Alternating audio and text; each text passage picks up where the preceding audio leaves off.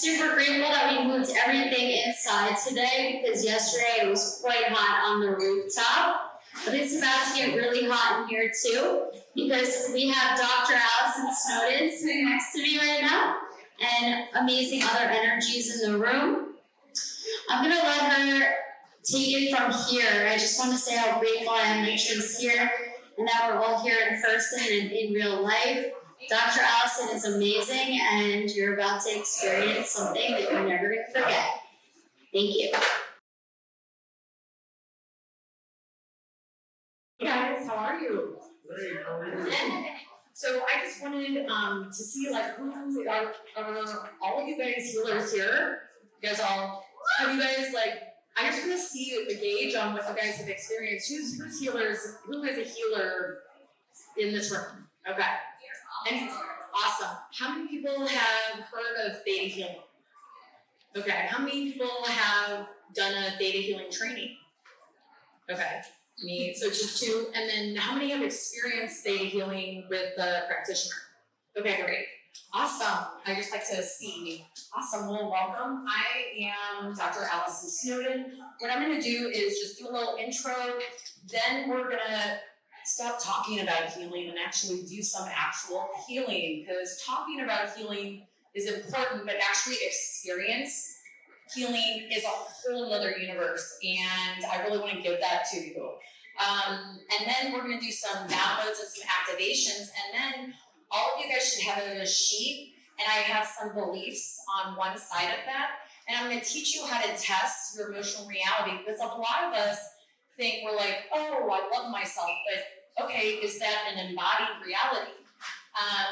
An embodied reality versus a mental construct are two different things on a vibrational level. And so all of us are human, we've all been wounded, and we all want access to be the most authentic, embodied, high vibrational being that we came here to be. However, in the world of being a human on Earth, we get injured, we're conditioned, we're programmed, we're indoctrinated, and that can limit us from really fully expressing ourselves. So this is why this belief work, which is a huge part of Theta healing, is such a core of what we do in the classes and then also in the teacher training, because we need time, like actual literal time, to deprogram. And we deprogram in order to be a more authentic version, so we're not running other people's programs. Also, guys, we're not running our adaptations from trauma. We all have to adapt, but a lot of times when we adapt to a stressful situation, as in childhood, which is not our free will, we just keep on that operating system, which is fine. However, to be our most authentic selves and to heal, we have to deprogram from that. I hope one day in hospitals, we will have programs where we can detransition or deprogram people from trauma. So I'm going to go into a little bit about my story, and then we're going to just have an experience. And then if we have enough time, can you give me a little Trish with like when I have 10 minutes, 5 minutes, that type of thing? We might do an example if someone wants to volunteer. So are you guys ready? Intro. So my name is Dr. Allison Snowden. I was born into a medical family. I feel like I was a healer. A lot of us can resonate with that. Or we came here to heal this planet. We came here to heal others and also ourselves. I feel like as healers, we are always trying to help others, but I feel like in my story, our healing is just as important as the collectives. And I really do feel that individual healing and us deeply individually healing does send a ripple effect to the collective. So I had a near-death experience when I was declared dead at age 15. I was assaulted and then run over by a motor vehicle going about 60 miles per hour. It shattered my mandible, my humerus, most of my ribs, 4 different breaks in my hip, and then a double compound fracture on my left leg. If you look really closely, there's about a scar there, and then on both sides of my leg where my leg came out, and it ruptured my tibial artery, so I was declared dead. And in that, I had an out-of-body experience. A guy was arrested and charged and thrown in jail. And I had this experience where I was just in this unconditional love. So this vibration, and guys, this type of love is different than the conditional or the vibration that most of us humans experience on Earth. And it was just this high vibrational love, and just everything just made sense, because you have a bird's eye view and you're like, wow, I'm not my body. I'm not this, blonde, 15-year-old. I'm like this expansive soul. And so time and space doesn't exist on that side. And I felt like I was at work forever, and I felt I had just the deep healing and remembrance. And then I was like, all right, I'm going back. And Creator and the Divine said, Allison, bring this vibration down to Earth. Yeah, like mission. And I was like, what the fuck? Like, how do I do, what, can you give me like an instruction manual, right? Like, what do you mean? So then I was catapulted, and I was, in Mexico. I had to have surgery. I was airlifted. Then that was about 3 years of like 16 orthopedic surgeries, back to back to back, which is also more trauma. And I was told that I was never going to be able to run again. Effing lie. And that I would always be in pain. Another curse from the medical community that we don't know how to heal. Guys, anything is possible.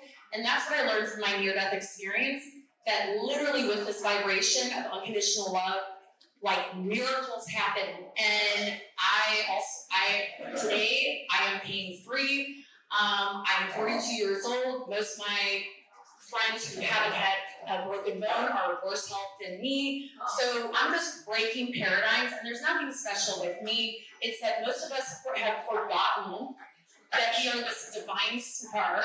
We just had amnesia, and we've been programmed by a society and a medical system. And I love my doctors, because my dad's a doctor. It's Dr. Tim. All doctors, most doctors I've met are amazing, but they've been programmed and conditioned, and they program and condition clients and patients. And luckily I was a little bit rebellious. So I was like, yeah, I'm not taking on your curses that I will always be in pain. Now, did that mean that I just meditated on it and, became pain free? No, I put in a lot of work. There's a lot of damage that had been done to me. So I got my undergrad in psych, and then I got my master's and my PhD in Chinese medicine and integrative medicine, worked in that for about 10 years, and then was working with gut protocols, cancer, and I just realized that a lot of people had a lot of trauma, and actually, in fact, trauma and emotional abuse and emotional neglect is actually pretty common. This is backed by the research of the ACE studies. So a lot of people are like, oh, you're a trauma survivor. I'm not a trauma survivor. And actually, when I'm working with clients and students, some of the worst trauma comes from emotional neglect. So that is what didn't happen.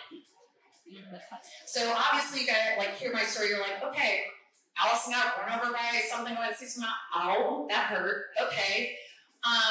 But what about, that someone not being there for you? What if you're crying out for help and people blaming you for it, or just ignoring you? Guys, that is horrific for the human nervous system. We are social beings, and the opposite of trauma is connection, is love. And so there is an silent epidemic of indoctrinated emotional abuse and emotional neglect with families. And it's not because they're evil, narcissistic people. It's just generational trauma passed down. But we actually have I know there's a lot of people that are like, what the hell is going on with this world, right? But I'm like, maybe this is my Sagittarius rising internal optimist. I was like, yes, this is amazing. Why is this time amazing? Because I've been talking about this stuff since 1999. It's been my thing happened in, 26 years? Yeah, 26 years ago.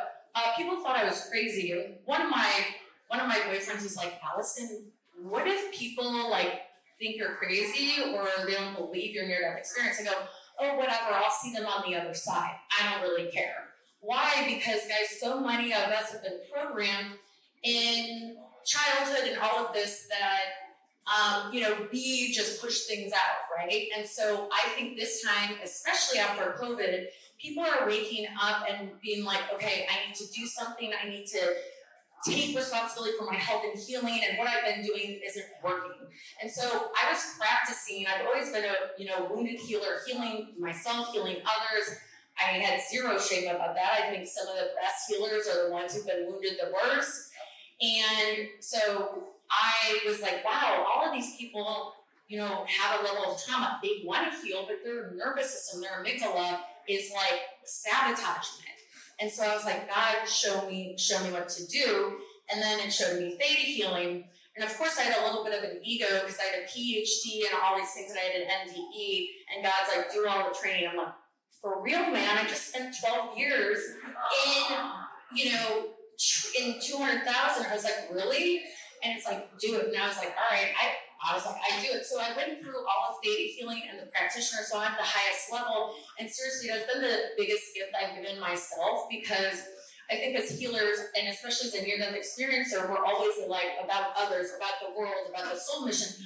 However, our healing internally has such a profound effect. When you shift, and you don't even have to say anything, people feel it and they're like, whoa. And I really feel like we're going into this Aquarian age where we're like really deeply healing, and that's inspiring others to do healing, because we all have to do the inner work. We can't outsource the inner work. And so I think there's this new paradigm shift of doctor heal me versus doctor show me, lead me, teach me, and I will do the same, and we can all do it for each other, holding that sacred space. And we have to start creating those spaces. So I'm so privileged to be here, and we're going to create a little space.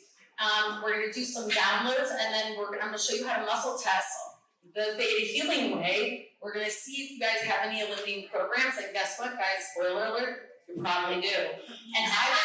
And guess what, guys? I was like, when I went through all the theta healing classes, I was like the most programmed, and like, I don't know, like my ego was like, I've done so much work. I shouldn't have. Like, why isn't it in my subconscious? Well, we can go deeper into that, but it's not your fault, and it's not personal. You are not your programs. You're not your freaking income. You're not your body. You're not even your emotions. You are this divine spark that chose to incarnate to grow your soul. And so it's no problem that you have some of these limiting beliefs. The great thing is that you're going to feel better, more aligned, more embodied once we do the clearing.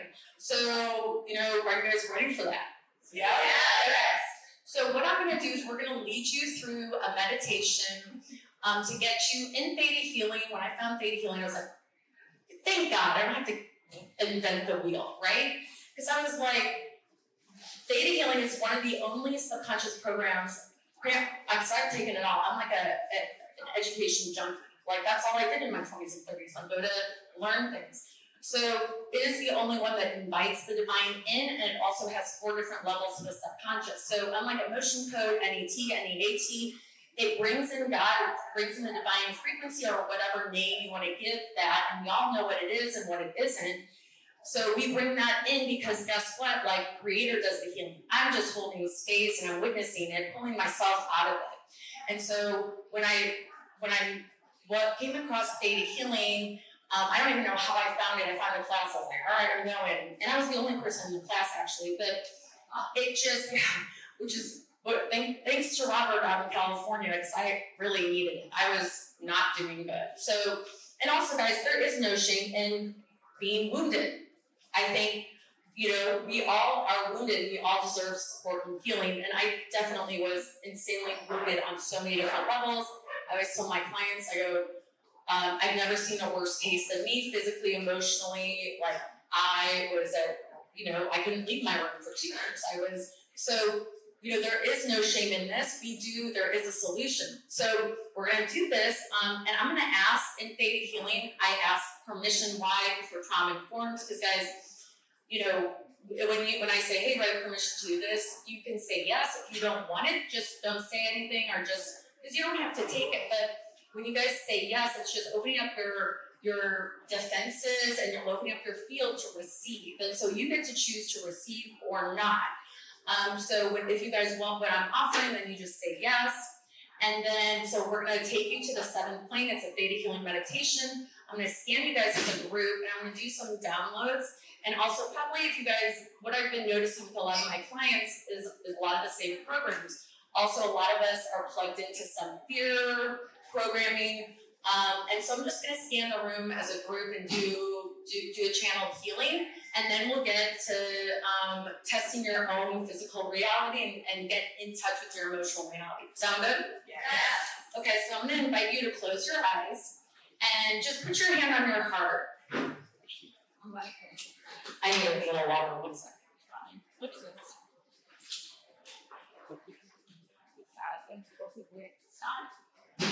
Okay. So do I have permission to enter in your guys' sacred space? So if you guys want that, you have to verbally say yes. So, and do I have permission to send unconditional love into every cell of your body and also clear your auric field? Yes. Okay. So we're going to have creator of all that is, just enter in all of your sacred spaces, that white light of unconditional love in every single cell and the space around the cells.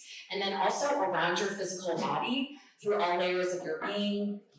And then we're going to have creator release anybody else's projections, also anything, any other people's emotions, paradigms, or also energies that aren't yours. We're going to send them to the light. Is that okay?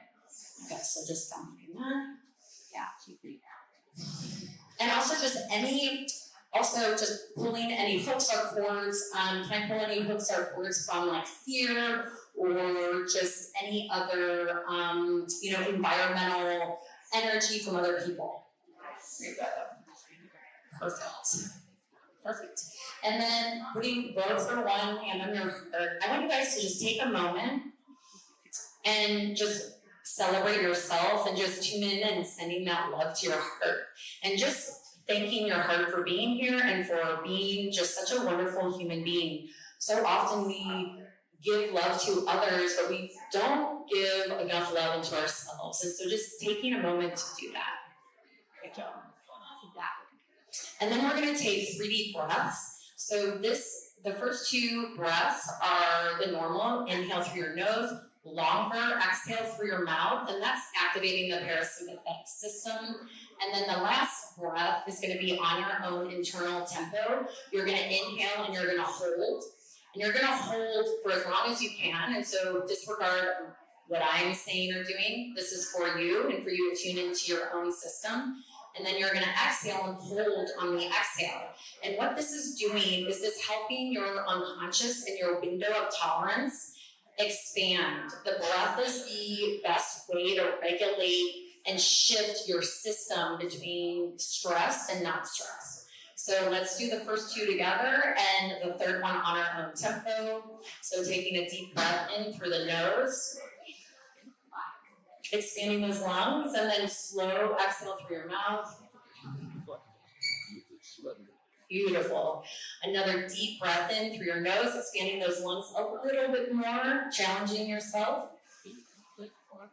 And then even a little bit slower on the way out, grounding into the moment, grounding into this present moment. And then the last one is all on your own. So inhaling and just hold and letting go of any tension in your jaw, in your face, letting go of any tension in your shoulders, observing the sensations in your body, free of labeling them. Tuning inward. And whenever you want to exhale, you can do that and exhale and you hold on the empty breath. And depending on your programming and your traumas, one is usually harder than the other. So just noticing that without labeling it.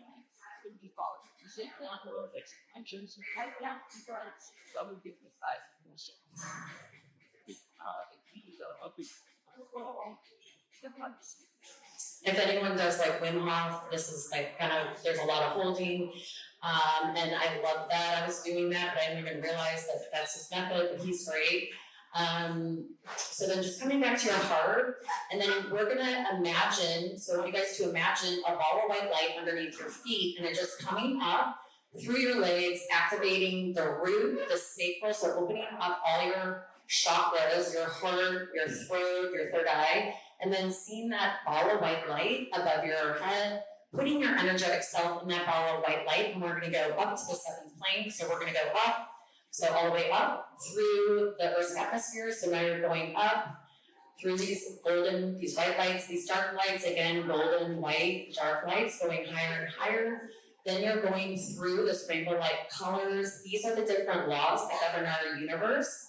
And then you're going to see this pink iridescent white light of unconditional love.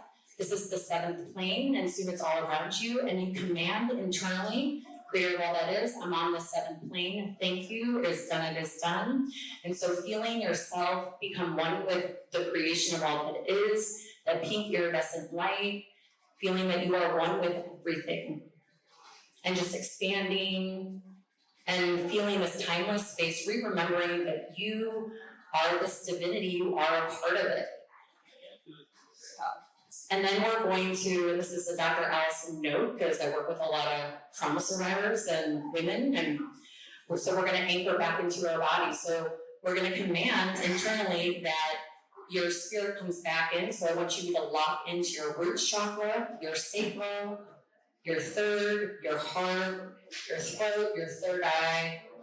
And then I want you to send that energy all the way down and connect deep within Mother Earth. Mother Earth is a powerful energy healing system. So going all the way down deep within Mother Earth's heart, and connect and lock into her. And feeling you're so supported from Mother Earth from below, and from that creator energy from above, and feeling and witnessing, and even if you don't, imagining it is creating it, and feeling it all intermixing within your heart. And we're just going to activate your Merkaba, so you're like, here you go. Perfect. And then I'm going to ask, do I have permission to do a scan of you guys as a group? Okay. And then also, I want you guys, because you are amazing divine beings, do a scan of yourself and ask Creator, the divine, to give you a scan of what's going on, maybe asking a question, but I'll do it for the group, but inviting you to just ask the divine, hey, download me a scan of myself. Maybe you want to know why you're blocked, or how to create more love in your life, or whatever you want, whatever your heart's desire. So I'm going to do a scan. So Creator of all that is, give me the highest and the scan of this amazing group. Thank you. And you guys command a scan of yourself.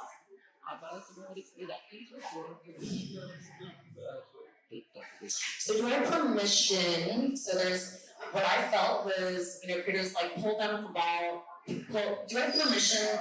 So this program I'm going to undo. Some of you guys have a program that you have to be connected to the collective to help the collective. So it's like you have to almost energetically be the, almost like vacuum of the collective in order to help transform the collective, which is one way, but you can also just not do that and send it up to the light. Would you guys like me to delete that? Yeah. Okay, so Creator of all that is, it's commanded to release this oath obligation contract that I have to take on everybody's energy into my body, transmute it within me. We're going to delete that on all levels, backwards and forward in time. And then we're going to download that you can just be in your light, be connected to the light, and witness others with love. And that you know how to, and it's safe to, and you already are. Give permission to witness other people's wounds that are living in your tissue, in your cells, that you guys you're so cute, you kind of archived, because you're like, I'm a good healer, I'm a good person. So can we release that, and can I witness all of those little archived discs or imprints of other people's pain that you unconsciously absorbed? Can we release that to the light? So just command, if you want that, just say yes. So just commanding all of that, and there you go, so setting that up. And so feeling that release, I felt like a lot of openness in your hearts. Can I download a couple of you guys ground yourself with other people's pain? So can I download that you guys can ground yourself with deep divine connection, love in your heart, free of other people's pain? Yeah. There you go. And just sending a healing to any time you didn't know how to do that, and resetting your nervous system, your back, your brain. There you go. And also what I would also was pulled was kidneys. And so if you guys know anatomy, so kidneys hold fear, but then also, guys, guess what? Adrenaline, Our adrenals are on top of our kidneys, and that's the stress response, and that gives us that cortisol. But if we're always stressed, that leads to all diseases. And it's pretty normal in US culture to be stressed. And also healers always, and people who I always love that meet me in these sacred spaces, they're like, yes, we're gonna do this, we're gonna go. So, but that can lead to exhaustion.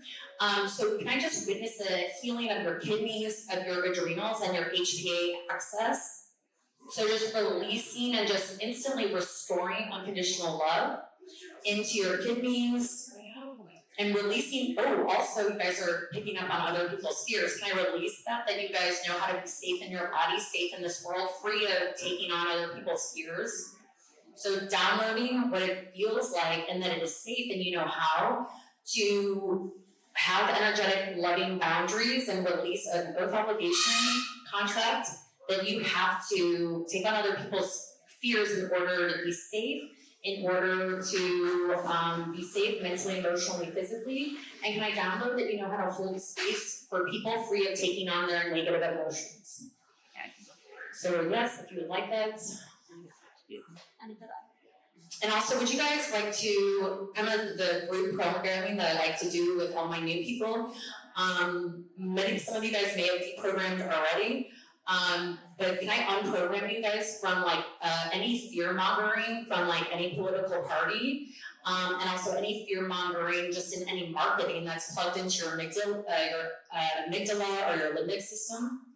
So just unplugging any oath obligation, contract that fear programming gets programmed into you and releasing that and witnessing deprogramming and pulling of any hooks, cords, COVID fear, political fear mongering, the left and the right, and anyone in between, releasing that gets hooked into your nervous system and releasing that. And also, can I send a healing to your DNA and past lives of any time you guys were fear mongered and you were susceptible to that? So just downloading that to your DNA backwards and forward in time. And also, can I complete and resolve any past lives where you guys were on one side, there's like two sides and you were on one side or the other? Can we release that you have to continue to be divided or us versus them? Can we just forgive ourselves, forgive others, and complete and mark all those past lives as done? So just releasing that, and we don't have to play out that, and that karma is understood by applying love and forgiving self and others and sending that all up to the light. And with that, I don't know if you guys noticed, if you guys can feel these sensations in your bodies, your heart became lighter, and many of you guys dropped into your bodies more, because many of us sensitive healers, when there's a lot of fear and pain, we kind of disassociate and go and meet God up out of our bodies. However, it is my knowing that we are supposed to, or we're led to embody the divine frequency in our human form, not just like disassociating, and going out, of our body, of this moment.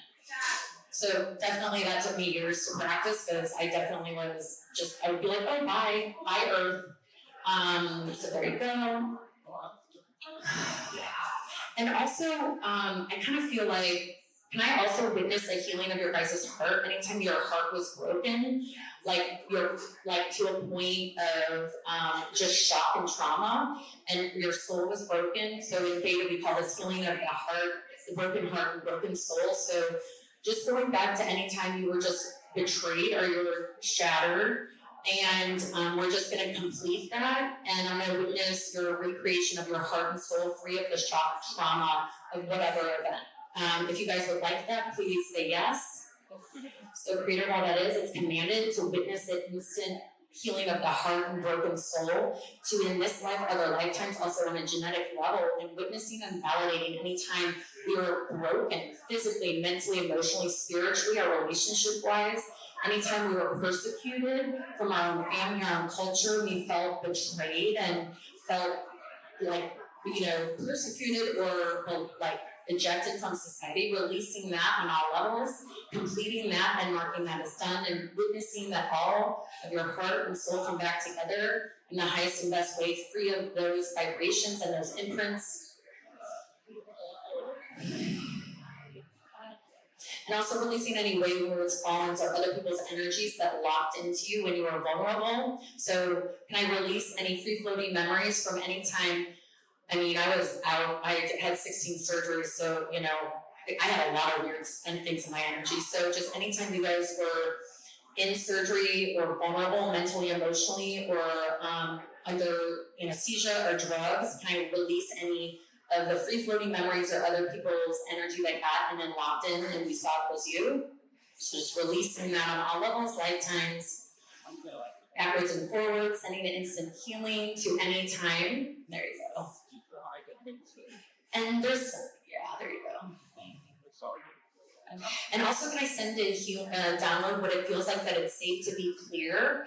And because a lot of us who've been victimized or abused or persecuted in small or large ways, where our brain is like, I don't know, it was very confusing. So can I download that it's safe for you to have clarity in your mind, and also release and send any confusion that you have to be confused in order to be safe or survive? Can we release that and just sending love to any time you were abused emotionally, mentally, politically in this life or other lifetimes? Just witnessing a lot of your hearts opened and a lot of your guys' throats. So sending anybody's energy, releasing. There you go.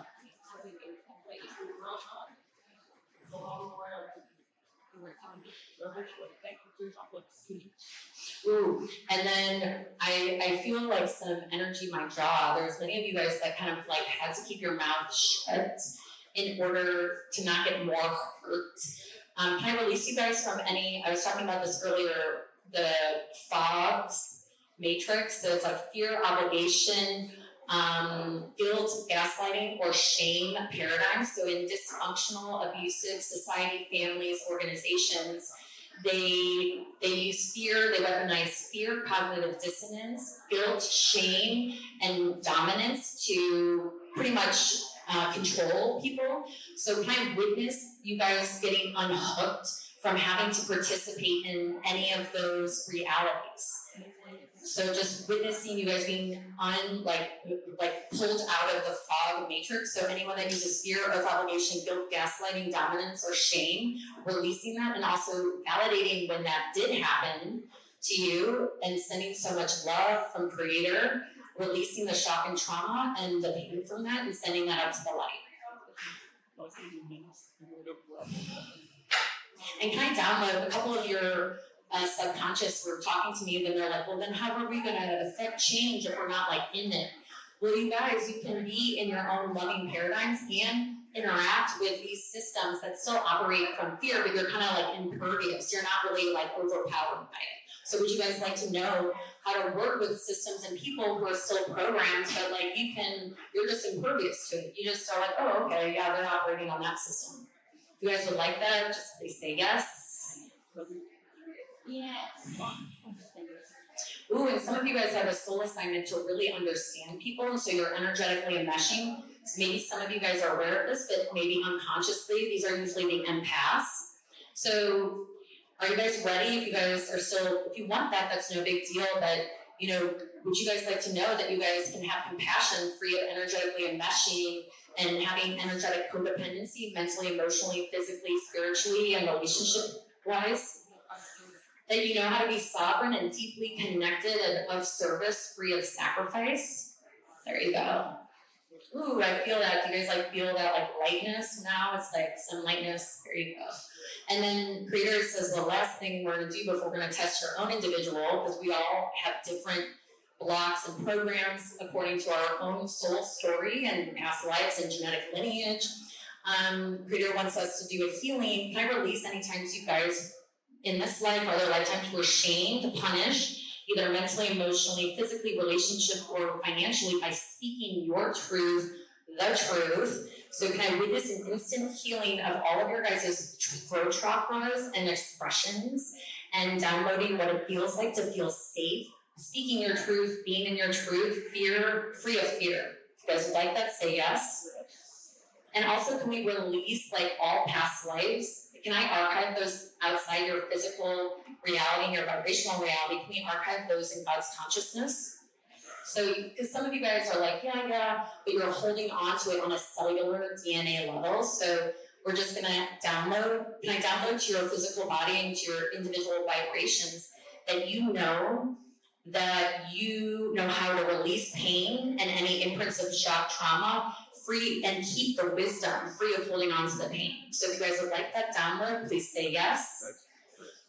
Because some of us in this kind of older Piscean era were like, oh, if we release the pain, or this is my limbic system talking, if I release the pain, then, a car is going to come out of nowhere and just hit me right there, So our brain remembers pain more than anything, and it just wants to keep us protected. So can I just witness it in a deep healing of your amygdala and kind of upgrade your amygdala and your limbic system to be always connected to Creator's love, and that you know how to work and pair with your nervous system rather than fight it. If you guys would like that, please say yes and have Creator's instant light activation and witness like just a softening and a re-update with your amygdala, your hypothalamus, your corpus callosum, and resetting your prefrontal cortex. There you go. Perfect. So we're just gonna see this all integrate. So integrating backwards and forward in time through all levels, marking all of these downloads and healings complete, free of being recreated, and resetting all of your guys' chakras, emotional, physical, energetic bodies, and sending this backwards and forward in time and marking all of that. Perfect. All right. So you guys did amazing. So what we're going to do, now we're going to get to the very specific work, because guys, just a question. Do you guys think if I just download something, if you've had a trauma, downloads can be very, in theta healing, can be very almost instant healing that can be amazing, but I always tell my students, my clients, just because you spray potpourri on, sorry to be vulgar, but if you're shit, it'll help, but it's not going to clean it up. So we're going to go through, I'm going to show you kind of how to do belief system work a little bit without you guys going through a whole weekend class, but just showing how your subconscious works. So what we're going to do is all stand up. You guys want to stand up? Everyone has a piece of paper, right? Okay. So in theta healing, guys, there are 4 levels. So we have the core, and I didn't put this on here, sorry. Core genetic history, so the core is our life. Genetic, guys, our DNA, and this is now being proven by science. Giana created this about 30 years ago before epigenetics and all this was coming out. But literally, guys, our unhealed trauma from other generations are in our DNA. So, and that affects everything, but we can heal it. So on the first thing, it says on all levels. So first, guys, we have to find your emotional reality. So what you're going to do is, and if you guys have heels on like me, you might want to take them off. So you close your eyes. So everyone close their eyes. I always have people put their hand on their heart because we don't want your prefrontal cortex, your belief system's reality. You want your emotional reality. So you say out loud with your eyes closed, body show me a yes. And notice where you move. 90% of people move forward, but if you move to the side or back, nothing's wrong with you. That's just your yes. And then say body show me a no. And mine is back, but if yours is another, is there anyone that doesn't know where their yes and no are? Anyone?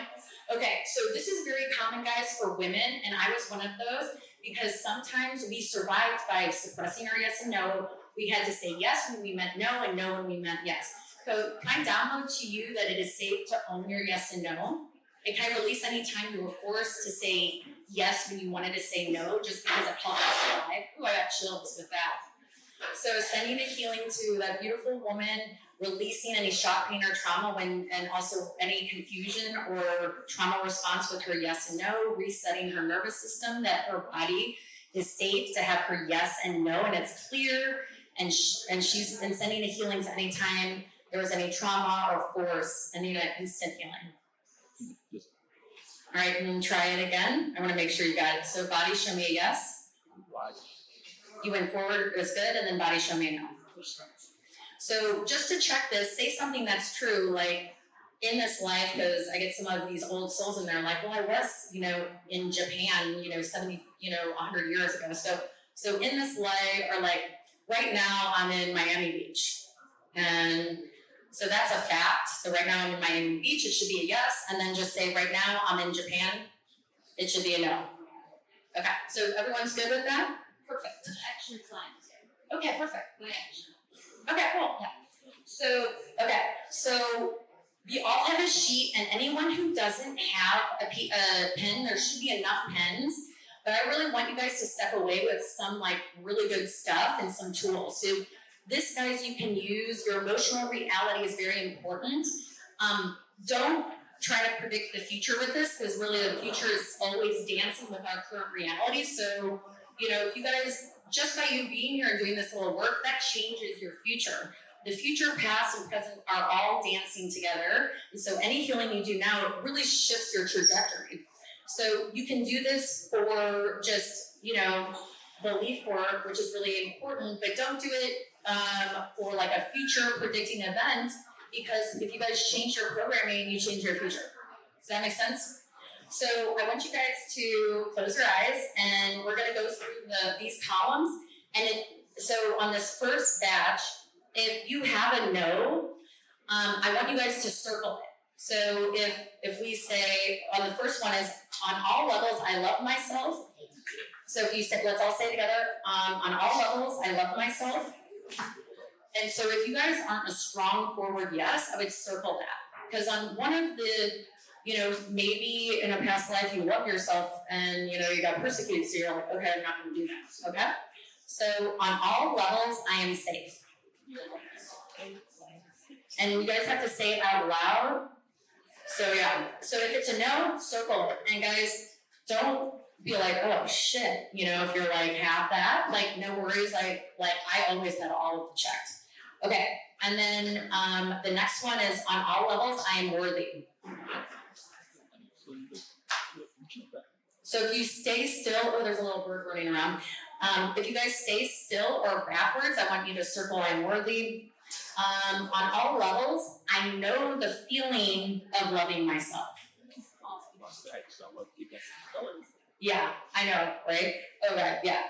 And then the next one is, on all levels, I know the feeling of being safe in my body. So guys, most women don't have that. Because they're, so if you guys have, actually most people don't, it's usually 90% don't know that feeling. On all levels, it's safe to feel safe. Yeah. And then on all levels, it is safe to be a healer. So if it's not a forward yes, then we have some healing work to do. On all levels, I know how to live without taking on other people's pain.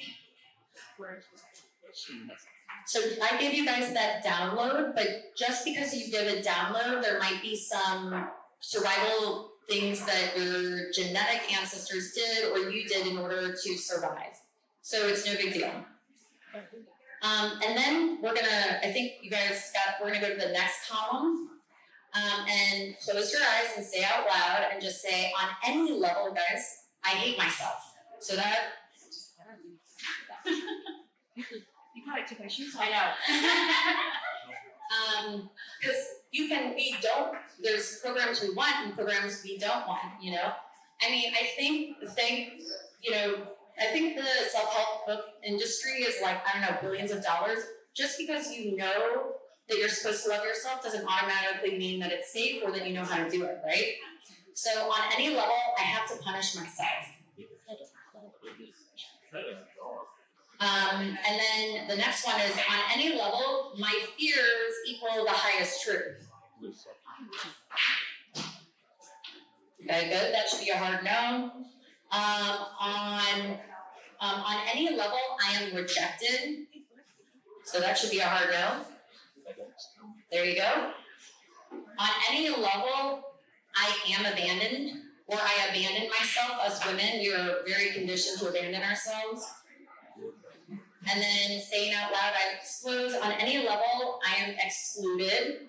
Yeah. I definitely had that. Anyone else was a scapegoat in their family, and there was like a perpetual exclusion. On any level, and this is a lot with some of these old souls that don't like to be in the spotlight, on any level, I have to hide. Okay. Let's see. And then let's go down to the last one, because some people have money blocks. So on any level, money is the root of all evil. So, you know, if you have a no or if you have a yes with that, that's usually, you know, some probably old ancestors. So let's all sit down. You guys marked. And then, Trish, let me know, does anybody, do we have time for a little mini, like, demo, or are you going to wrap it up? It's on next. I'd rather. I'm like, I got water. I'm trying to do a pop out. Yes. This is so nice. Yeah, so guys, like, does anyone have any questions? So, like, the core level, and this is Theta healing. This is why I love Theta healing, because I have done there's so many, guys, subconscious programs and so many things out there, but what I love is that this breaks down the subconscious into 4 different levels, because, guys, this life, it's like if anyone's had any birth trauma, you know, like, our nervous system remembers that. Just because you guys don't remember something doesn't mean it's not there. So a lot of our trauma and our deep programs, guys, are from in utero up to 6.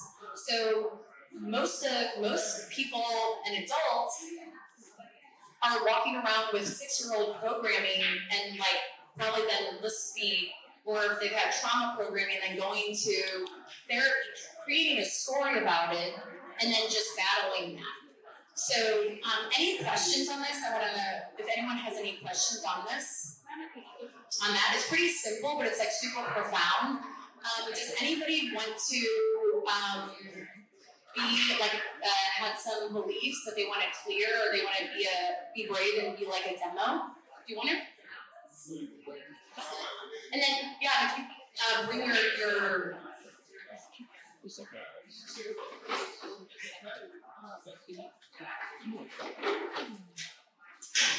So, in Theta healing classes, we teach, they're usually weekend long, and I don't know, I think I've done them all, but what this does is it gives you the time and the space to really dive deep and to reset at a very deep level. And I don't know, it was like a couple of years, I've gone to like 40. It's what are you doing, Allison? With Theta healing, or I'm teaching. But sometimes, guys, it was like one of the most profound experiences was I was in my 40th class, and I was like, I'm doing great. And I was like, do I really need to go to class? And I was like, whatever. I was like, I love my Theta healers. I go, this is great. Because I had chronic pain, I had all this gear, whatever, so I always needed to go. And I was like, okay. And literally in that 8-day class, I was like, this is going to be, I don't even know what I'm going to find, because I'm just amazing. Well, holy shit. We went to like an old memory. I cried for 3 days. I was like, holy shit, it was an emotional release. So many of us have just been, or at least I'll just speak for myself, in survival mode. So if you guys are in fight, freeze, fawn, if you guys are in stress mode, that means if there is a danger inside or outside, are you guys processing your emotions? So guys, you have to be in a safe place, and also with a safe person. Many of our parents were not, God bless them, they weren't emotionally regulated. They were traumatized, and then they have this baby and so a lot of us, no one was holding space for us and teaching us how to feel our emotions. So that's why, when Dispensa says, oh, people are addicted to stress, I'm like, no, dude, we're not addicted. We just, no one had modeled or had been embodied. I needed a safe person.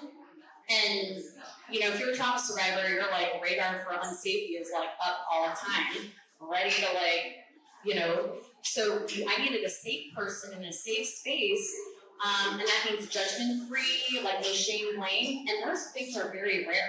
Those people are very rare. So you need that in order to feel. And so that's why a lot of people are addicted to stress, not because they want to be, or they're bad healers or bad, they're on the wrong path.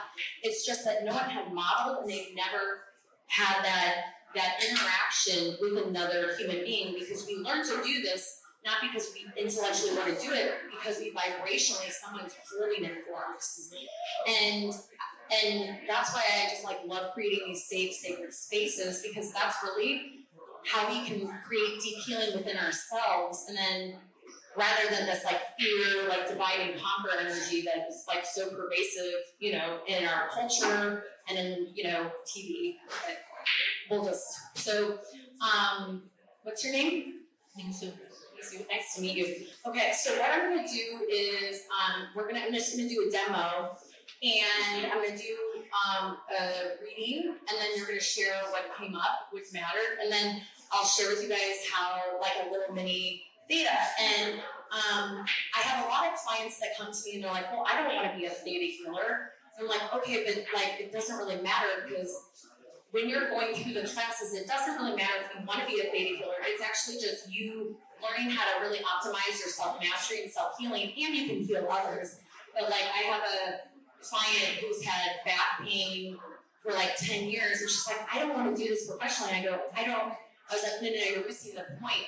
It's being in the class and being in a high vibration for 8 hours. She's going to do the intuitive anatomy one. I was like, you will walk out of there a new person. So you get the skills, but it's really for your own vibrational, it's makeover, really a deep clearing, So I have half people that are just trying to do it for their own evolution, and then half that are healers like me that are yes, I need healing, I definitely need healing, and I need support, because all of us healers need healing, right? Okay, so do I have permission to scan you? Okay.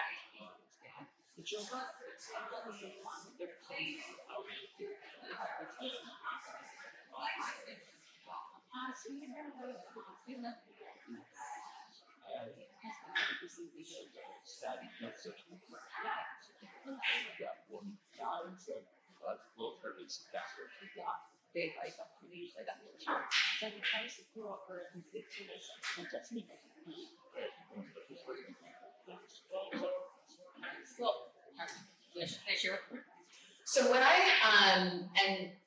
so this is just the intuitive scan, and so and it's cool because when you go through classes, this kind of evolves, and it also is different for everyone.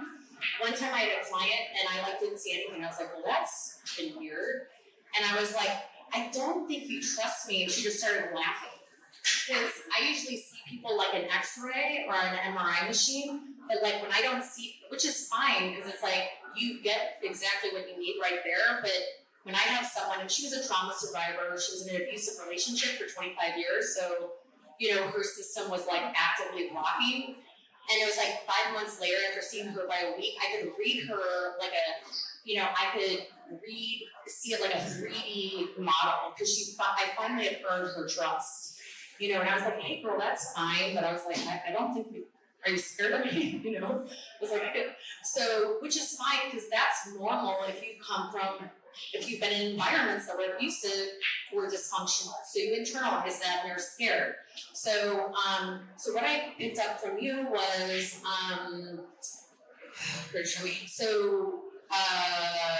you are with a lot of women, and their root and their sacral chakra are shot out. They're blocked because of safety issues, and then also we've been programmed with weird messages with sexuality and power. Yes, be powerful, but you're going to be punished, and be weak. There was these kind of conflicting messages as us as women. So your lower chakras were on, which whenever I see that, I'm like, damn girl, that's awesome. I had to be in a year of classes before those turned on. I'm like, wow, so amazing. You've done so much inner work, right? So, but what I found it feels like at the top of your brain, there's maybe some programs with taking on other people's energies, because there is like, you know, some, not confusion, but there's like other people's influence right here. And then all of your chakras were turned on, but it's almost like some of your maybe childhood adaptations, you have to take a longer road. So it's like, and this is also a common pattern with women, they're like maybe all on, but it's not connected. So it's like a lot of us women disconnect internally from ourselves or adapt to our environment in order to stay safe. So, and then I was feeling that, so is that kind of, and also your legs, your root chakra was on, but the energy down the legs wasn't flowing as well, as optimally as it could. So that's, you know, our legs are an extension of our root chakra. So in order to move forward, you know, we need all the energy to be, you know, in our legs, right? And so like when I see that, I'm like, you feel safe, but maybe not safe to move forward on your big dreams, or, you know, there's a lack of safety somewhere with moving forward. Like, you know, we have the literal walking forward, and then the energetic or career or with love or any of those aspects of our life. So like, does that resonate? Does that have any, and what came up for you? Okay. So yeah, do you have anything to say with that? I think, like you said, like I've done a lot of work. So that's one thing that we know is the more work you do, the more work comes up. So it's a lot of things that we continue to bring forward. So no matter how much work you've done, there's always more. Creation's always happening, right? There's so many lifetimes, right? Working with stuff. Right? Yeah, and then how many lifetimes have we did, you know? So we keep clearing more stuff comes up. So there's definitely belief system around that, and I think, you know, in other lifetimes I was a healer, so that, I mean, many times I was a healer, so I think there might be still some of that fear of persecution or speaking your truth or something that's still kind of like lingering in there, and we're kind of like holding on for safety even though we keep clearing. Right, yeah, and it's not like, guys, like, let's just be honest. I mean, persecution for speaking the truth is not just a past life. You know, with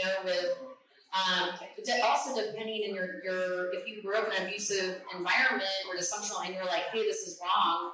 You know, it's actually very common. You know, it doesn't have to be on a mass level, like, you know, witch hunt or that. But I mean, a lot of people were silenced. Truth tellers are still silenced to this day. So it's not like it's like a made up fear. I mean, shit, there's people who are hurt by these things. And so I think, you know, one thing that I love about Theta healing is it's not, we do the emotional and the belief work because, you know, we don't spiritual bypass, because spiritual bypassing is bypassing our pain, and we're supposed to integrate it and transmute it. But like, I don't know, a lot of you guys with society, a lot of us are like, oh, that's not going to look at that. So we have to look at all aspects. But so she had, I knew like the I'm safe. So the I am safe was where, yeah. So let me see.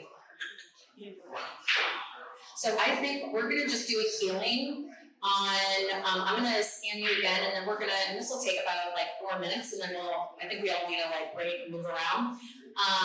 But what Creator was telling me is that, you know, the safety, and that it's safe to be, because if you guys came in here to be a healer and you don't feel safe, you're going to be roadblocking yourself always. You know, I had safety stuff, and I've always been a healer, and so I felt I was sabotaging myself left and right, where there's like an inner war. I'm like, I want to speak out, but I'm like, my amygdala is like, oh, last time you did that, shutting yourself down, right? So what we're doing is really harmonizing our humanness, our ancient hardware of our amygdala, our limbic system, and releasing it so we can fully be ourselves. So can I scan you and then do a healing? Okay. So I'm just going to scan Creator. What is the deepest belief that is like keeping this, you know, operating?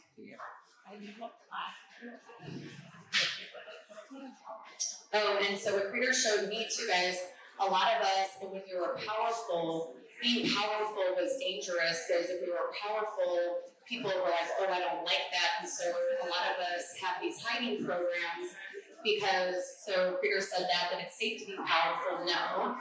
And it's safe for people to see my power, no. So usually when you get a deep, deep belief, it's kind of like, you guys know with like Jenga, you pull the deep belief and like a whole thing. Okay. So do I have permission to do this healing? Okay. So creator of all that is, it's commanded to delete the belief. It is safe for me to be powerful. It is safe for other people to see me as powerful. No, we're going to delete that on all levels and complete and resolve on the history level.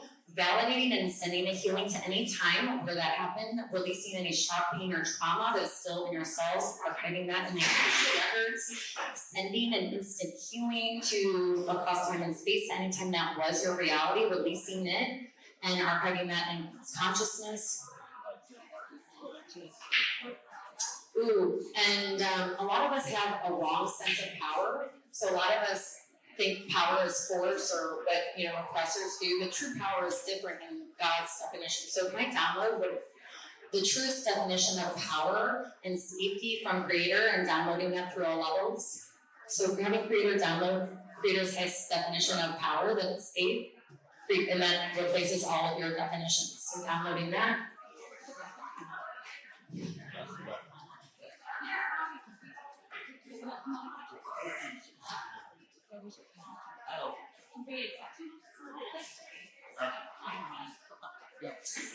And then downloading that it is safe for you to be your type of powerful, and it's safe for you to be you, and for people to see you as you, free of fear of being persecuted, hurt, or harmed. And can I validate anytime that happened to you in this life, other lifetimes, and can I complete and close all of those lifetimes? And you can still have the wisdom of those lifetimes free of holding on to the wound.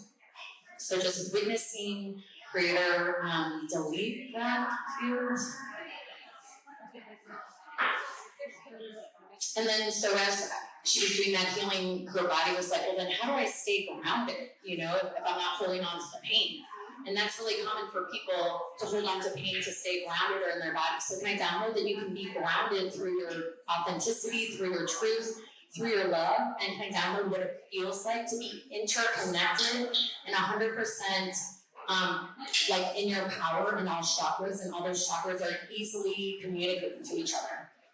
So releasing any self-censoring, self-blocking that you've done, and can we forgive yourself for doing that? So releasing that and releasing anybody else's imprints that they put on you, or also sending a healing to anytime you were censored in past lives, and can we release those people and forgive those, release them from your reality? And with that, I felt like your third eye like turning on, and then there was this opening in your chest. And can I download that you can be safe? Like, can you release this belief that you have to hold on to pain in order to be safe? So did you guys hear that? I was like, safe? Like, there's a deep program that like, I have to, censor myself in order to be safe, like pull on this pain. It's like very visceral. So having Creator release that you have to hold on to pain in order to equal safety. So delete that on all levels, lifetimes, backwards and forwards, sending an instant healing. And now I'm feeling this like you're in like your digestive system and your stomach. So just releasing that. A lot of us hold emotional trauma in our digestive system. So can I witness all abuse memories, or that's physical, emotional, sexual, financial, relationship, or collective?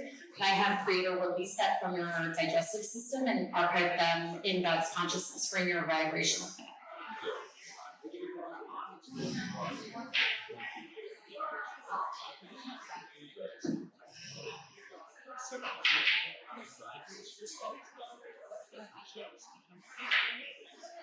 And then what she's needed, if you guys want this too, because I find this with a lot of women, we don't know what it feels like for us to be like a masculine and our inner masculine and our inner feminine to be like cooperating. So if you guys would like that, if you guys would like to know what it feels like for your logic and your creativity, your left and your right, your masculine and feminine to like love and support each other, and releasing the inner war within yourself, within your own atmosphere. If you guys would like that, just say yes.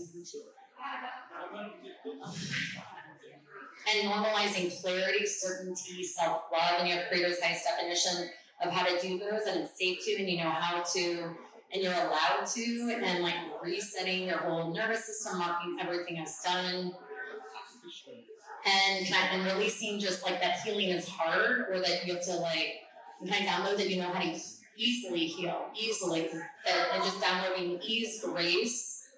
There you go.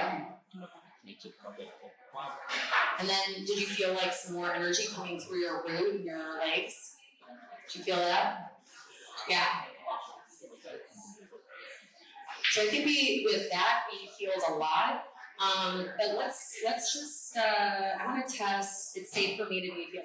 Can you test that? So close your eyes, and so just close your eyes and just say, on all levels, it's safe for me to be a healer.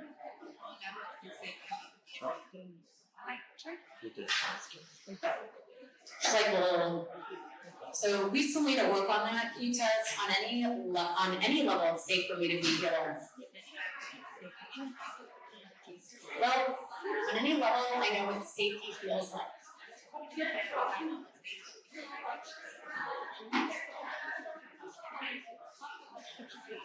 On any level, I love myself.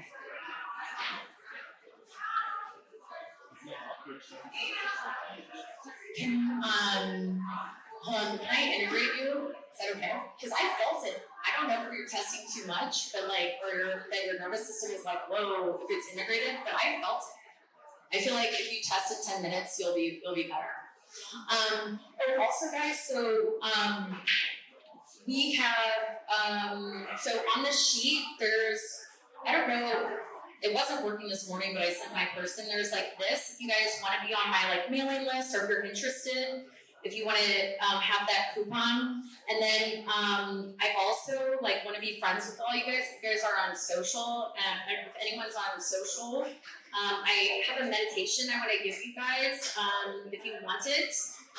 I'm at Dr. Allison Snowden, and if you guys just friend me and send me a message, and I can send you that meditation, because obviously I want to stay connected to everyone, because I don't know, we're building healing connections.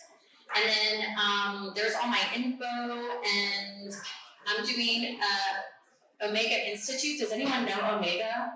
I'm doing a basic and advanced training, so basic and advanced June 22nd to the 27th. It's one of the coolest places, and I have 2 spots left. And so on my Instagram, if you guys are oh, I just need a retreat, I'm doing that, and that deadline is on Sunday if you're feeling the pull.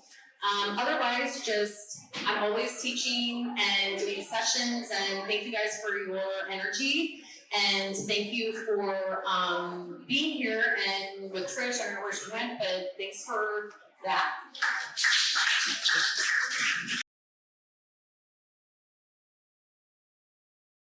Very full circle moment for us, so it's very special. I was actually present when the concept of Healerverse was birthed. It was a conscious seed point, and I'm glad to see it germinate and grow and bear fruit now, and that's the evidence of all of you sitting here together at this special event that you put together, so thank you for that.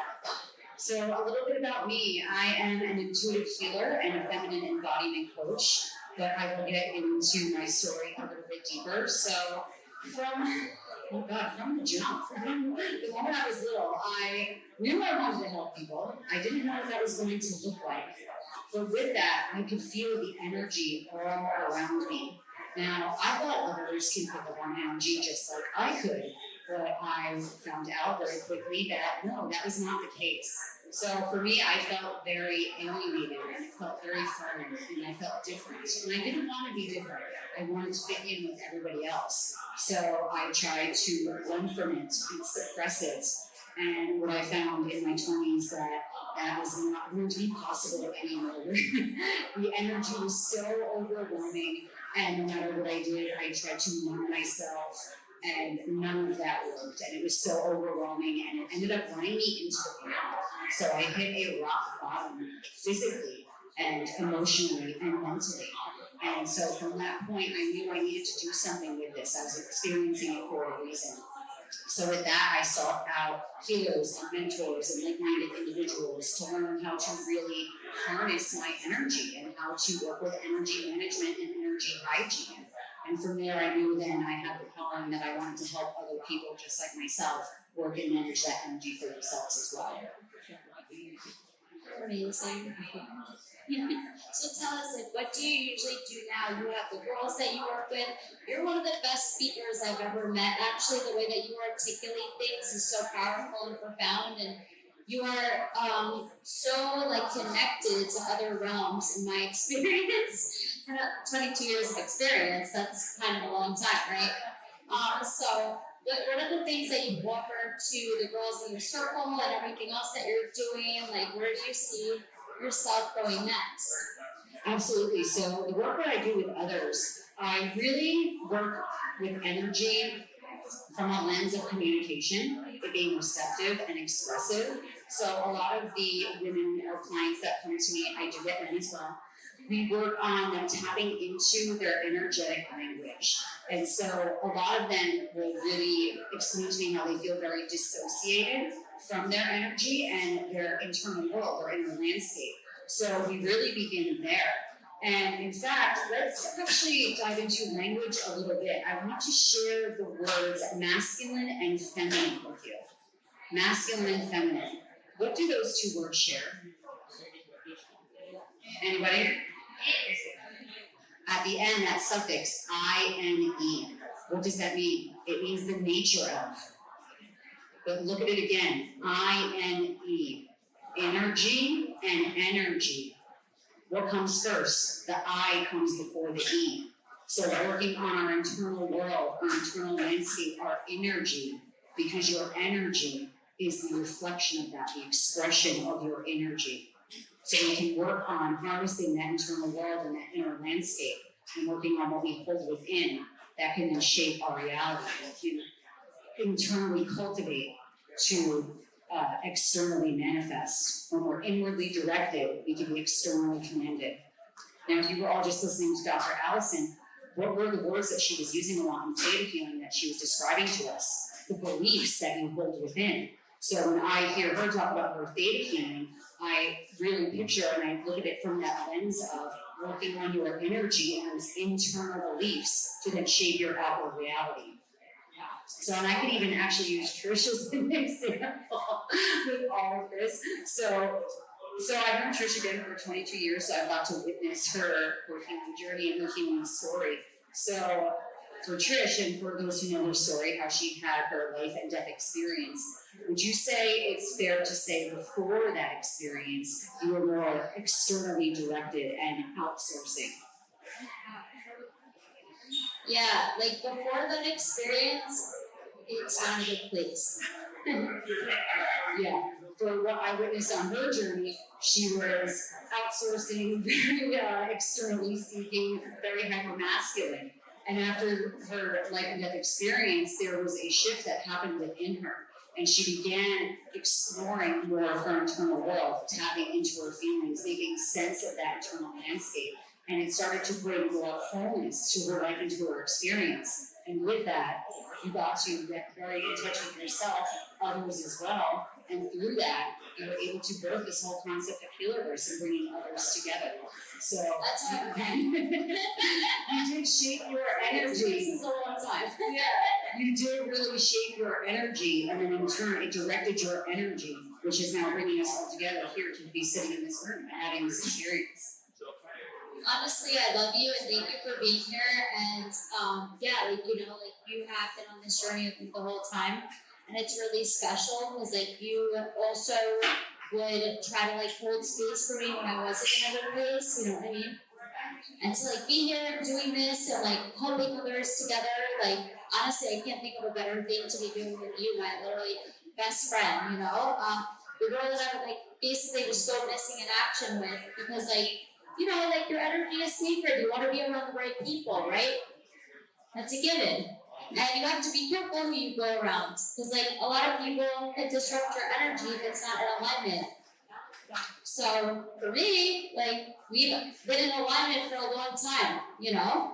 And like even when I was not in a good place, like she would try to hold space for me or try to even be like, why are you doing that? And I'm like, oh, there's a option not to, you know? And yeah, like it's really sacred, like to be sitting here at a Healerverse event, with like amazing people around, and you know, this is our first event and hopefully of many. And also, like, you know, we've been doing these round tables virtually for like a year and change, right? We've had like 600 people on our events total, probably. I think almost 2 years now. Yeah, is it that long? I think so. Yeah, 'cause we stopped for a little bit and went to the regulation pop on it. It was too much to do. Yeah, and on those round tables, we do have beautiful experiences. Not only are we connecting, but we do have activations. And so if you were all here tomorrow, I am going to be leading us through a heart-brain coherence technique to really sync up the energy within the body. And that's also more of the work that I do with the clients that I work with. So you've also done this too with yourself. So a lot of my clients, again, they come to me dissociated. They want to learn that language. They want to learn how to communicate with themselves so they can better communicate with the world around them. And so a lot of the work that I do will be body focused, and I'll start there on learning the communication from your body. So we will start with some intuitive body scans to learn what your body is picking up on, what's it storing, how is it communicating. So I'll give you an example of this. I had one client, she came to me and she was very dissociated. She wanted to work on being more present in her body, so working on embodiment and also developing her intuition. So we started with making the connection to her body, and we started with body scans. And the way I do them, I start at the front, working from the ground up, all the way to the crown, and we go down the back. So we started with the body scan, and we didn't even get, we only got up to her ankles, and she just started bawling, releasing and crying. So we took that opportunity to tune into that energy, and we did an intuitive inventory and a basic discernment, and we were able to determine that the sadness she was feeling was not even hers, and it was connected to a friend of hers, and she was taking that energy on and unconsciously storing it. So then I asked her, I said, you know, have you been having any issues then with your ankles lately? And she said, you know what, they have been swollen for about 2 weeks now. So after that, we did an energy clearing technique, and within 2 days, that swelling went down. So we can be picking up on energetics all around us at all times because we're connected. These are our force fields. We're connected to each other. We're all feeling each other. We're connected in this room. So it's really powerful to be able to learn and harness that internal language for yourself so you can then translate it into your external reality. Amen. She was actually a speech major in undergrad, and she has a master's degree in speech as well. I went with her orientation. I also believe we were in a public speaking class together. Pretty sure that they told me I needed speech therapy twice. After the 2 strokes and also that class freshman year. And I skipped it both times. I think she's come along beautifully. Thank you. Does anybody have any questions about energy and that type of intuitive communication or anything at the body level? James? Yes, James, come on. We'll give you a mic, don't worry. Check 1, 2. The hot green coherence. I guess I won't be here tomorrow. Can we go into that a little bit? Yeah, absolutely. Examples, whatever you're comfortable with. Yeah, absolutely, absolutely. So a heart-brain coherence technique is beautiful for creating coherent pathways within our body, within our field, and our system. A lot of times when we're either dissociated or stressed, those internal pathways, they can be very chaotic and disorganized. And so what happens, I like to use the analogy of a radio station. So if it's chaotic and disorganized, it's like tuning into a staticky radio station. It's not enjoyable, you can't hear it, it's not coming through clear. But when it is coherent and organized, you're getting that signal loud and clear. You might be rocking around to your favorite song, singing at the top of your lungs, it's coming through clear, and you're able to really make sense and enjoy that experience. So with heart-brain coherence, we are utilizing our breath, and we're bringing our attention and intention to our heart space, making that connection. You'll see a lot of times many healers, we just did it before in this Theta experience, place your hand on your heart, bringing our attention and intention to this space. And as you're consciously breathing into your heart space, we then want to visualize and bring up a memory, something that invokes positivity, joy, love. So you can picture your children which you love and enjoy, your pet, an experience with a friend, or anything like that. And we're going to continue to breathe and energize that into our heart space. And what happens is your body can begin to relax and you can bring balance and harmony to your thoughts and emotions. And instead of your body flooding with stress hormones, you're now providing your body with endorphins. So you can shift at that biological level. And so it's a very powerful experience. And I like to use this in a lot of different ways. I feel like it serves as a foundation, a jump off point. And just from there, we can use it to program our field in many different ways. I'll even do that in the morning when I'm waking up, first thing in the morning, and I feel like I'm in that theta state, that brainwave state, and I'll utilize that time to create coherence within my pathways, focus on something, and from there, what else do I want to visualize? What do I want to create? What do I want to build? And infuse that with really feeling it at a body level. I'm a firm believer that when you believe it with your body, the mind will follow. It can be really hard when we're anxious or stressed and feeling chaotic and disorganized. Many of you might have tried it, how it can be hard to battle your way out of your thoughts because you're storing that belief in your body at a deeper cellular level. So when we can change that within the body, it's much easier than to direct the mind. The mind is powerful and beautiful. So I think when we use the body and mind together in conjunction, it opens us up to such a greater level, that holistic approach to healing and to co-creating our reality. So it really opens us up to a wider experience.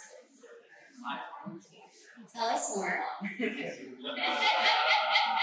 Do you have any more questions? Anything else you want me to elaborate on that? So I guess you kind of started like how to enter and how to begin this practice. So I guess can you elaborate more on that? Does someone want to begin this? What's the first step? If someone wanted what? If someone wanted to begin this like healing, what's the first steps to get through? Absolutely. So you can start with that heart rate coherence technique. And again, we're going to be going into that tomorrow. And this is something to continue to practice and continue to energize and checking back in with yourself throughout the day, seeing, are you connected to that heart space? Like, how is your breathing?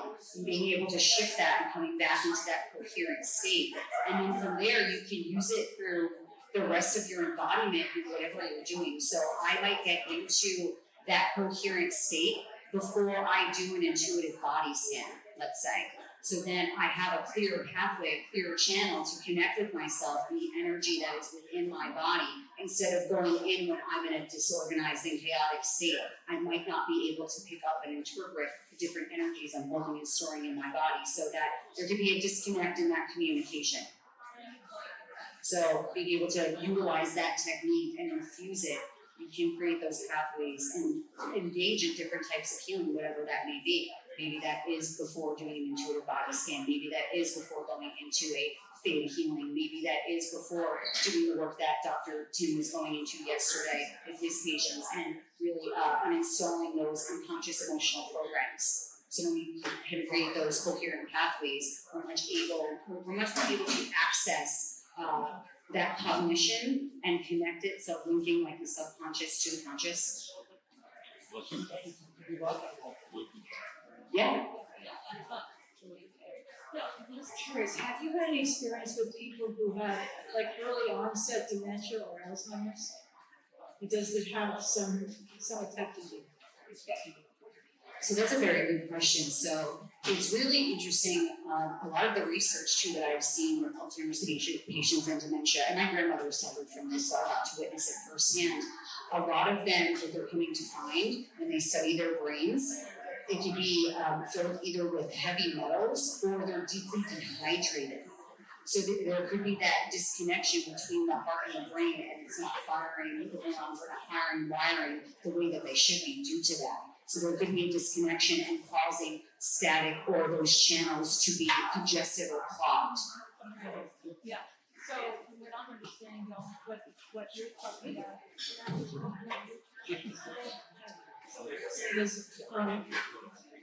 I understand all of that, and that also can be part of the the treatment. But I feel that it sounds to me like this would help them in creating new pathways.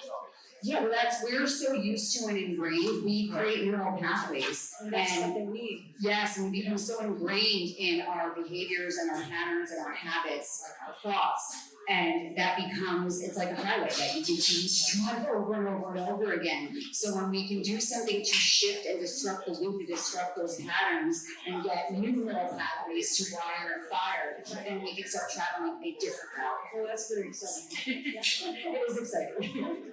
So, would that also apply to like stroke patients and those who have had like tumors or any kind of brain trauma, do you think? So I actually had a chance to work with a lot of stroke patients and people with traumatic brain injuries, and we can do a lot with that. Even tumors itself. And I know we have Dr. Toon who's going to come up here and talk about the work that he does with cancer patients in that regard.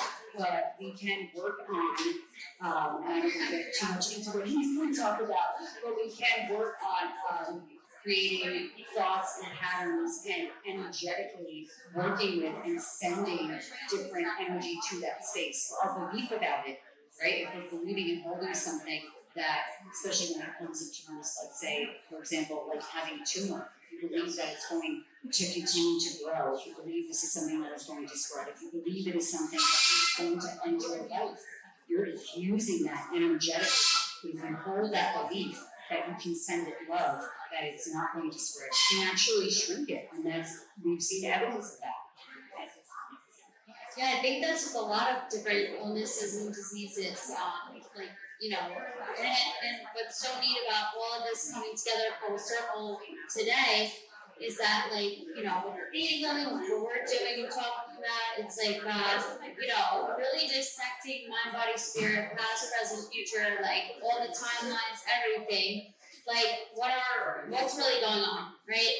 Like, Well, absolutely. Even the word disease, it's dis-ease within the body. So it starts energetically first, and then it begins to physically manifest, right? That's when it starts really screaming at us for us to pay attention to it. So when we can tune in energetically first, learn that language, we can make shifts before it starts to manifest physically. I love that so much, and, like, I feel like sometimes all I have is my own experience, right? So, like, I'll listen to other people and everything, and of course it's who I spend time with too, but in my experience, they said I wasn't gonna wake up, right, from a 9-day coma. They said that. You're a prime example. Yeah. They told me I wouldn't walk again, you know, and I've done marathons, triathlons, even was invited to compete for the US in 2022 for starting, you know? So I stopped working out when I really started building tech, guys. That kicked my butt. I have a whole different methodology about working out these days. It's behind the computer. But yeah, like, I think too, like, you know, especially, I mean, maybe there's other defiant children in here, but if they tell me not to do it, I'm probably gonna want to try it, right? No, you're absolutely. So we can definitely rewire our minds, and that is, you have to be careful who you listen to. And I'm not telling you what to do, but in general, like, That's the other piece. Yeah. When you can learn, it's really our human operating system, right? Like, learn your settings. When we can learn that energetic language and we can really form a deeper sense of discernment, where we are not influenced by anything external, we can cultivate that knowledge within and begin to emit your own frequency rather than absorbing it from those around you. So for me, it's so important, especially this day and age, when so many people are trying to tell you what to do, what to believe, what to think. You can really foster that between your own self, your internal world, your intuition. I mean, so many of you here can probably think of how many times did you go against yourself? You knew something intuitively and you didn't listen, and after that experience, I should have went with my gut. Because we know. You know yourself the best, right? We're our best advocate, our best teacher. And cultivating that internal, your inner compass can help you and shape your trajectory. Now, when I talk about you being your greatest teacher, some people will then ask me, wait a minute, you don't think we need external teachers outside of ourselves? No, that's not what I'm saying. What I'm saying is that you can use your inner compass to help guide you to those teachers that are going to resonate with you, that have the wisdom that you might need, who are going to help facilitate your healing, to guide you back into yourself, to teach you a method, whatever it is, you can find who you align with. Because what works for me, or a teacher that I align with, might not work for Trish, or might not work for Michelle, or might not work for Roger. So really utilizing your inner compass to direct you, and the more you hold that inner knowing, the people you can trust it, and it becomes it's really its own language, its own communication, right? It's like a map you can get to follow. That's what it's felt like since we got here yesterday. Like the conversation's different. The second the healers walked in the building, everything changed for me. Everything. I was like, thank God. Because it is a different language. It's a different feeling. It's a different vibration altogether. And like I crave that, and I need that actually, because it soothes my soul. It gives me energy and life force to be around like-minded people. And also to your point about what works for you might not work for me, and vice versa. It's always a journey for me. And even like certain practitioners that I worked with maybe 10 years ago, I kind of outgrew them or and moved in a different direction, right? Because also as a healer, like healers need healing too, but we're always growing and evolving. So first, like I started with Reiki, and then I did Theta healing, and now I do other stuff, right? And it's a journey.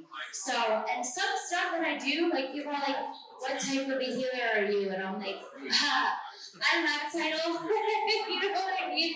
If I go into all the things that happen to me, and I do, like, there's no word for it. I'm like a human being, but I'm a spiritual being, you know? And some days I don't feel very spiritual because I'm still human, you know what I mean? And some days I could be in the best damn mood, and then I, like, you know, because I'm human. And for me, on my journey where I'm at right now, like, I know that I have to eat a certain way to feel good every day. That's one of the things that's so paramount for me. Like, I'm mostly vegan. I eat a lot of tofu and fruits and vegetables straight up, you know? That works for me. I'm not telling you what to do. Nor do I care what anyone else does. That's cool, right? I don't care. Well, you've cultivated that knowledge within yourself on what works for you on maintaining a clear and stable channel. Yes. What works for you. Definitely. And you have that discernment to know that I don't need to follow what this person's telling me to do or that one, and figure that out for yourself and follow that inner compass. And I'm still learning, right? Like we had Jennifer yesterday, the herbalist, that really like spit some knowledge, and I learned so much from her. And I know there's like a lot of like people that are in the room that also do a lot of research and have done trial and error and stuff. And some things like what worked for me yesterday is not gonna work for me tomorrow either. It's like always a journey. And I think it's about bridging the gaps too. From a societal point, we've been really programmed to be more left brain dominant. So the logics, the facts, like the analytics, and the right side of the brain, that feeling side, the intuitive, the creativity, that's been demonized in many ways and trivialized and thought of as being insignificant. But what we're really seeing is that people are now wanting to bridge those gaps and again create that wholeness and use both in conjunction on what works for them. I love that. I do. Does anybody else have any questions? Do you feel like your gaps change on different days though, and different minutes? Absolutely. I feel like it's really an intuitive dance. It's very fluid. So instead of being so locked into one, like it's going to move and change and shift depending on what you're doing. I like that. Yeah. Do you think the mood matters?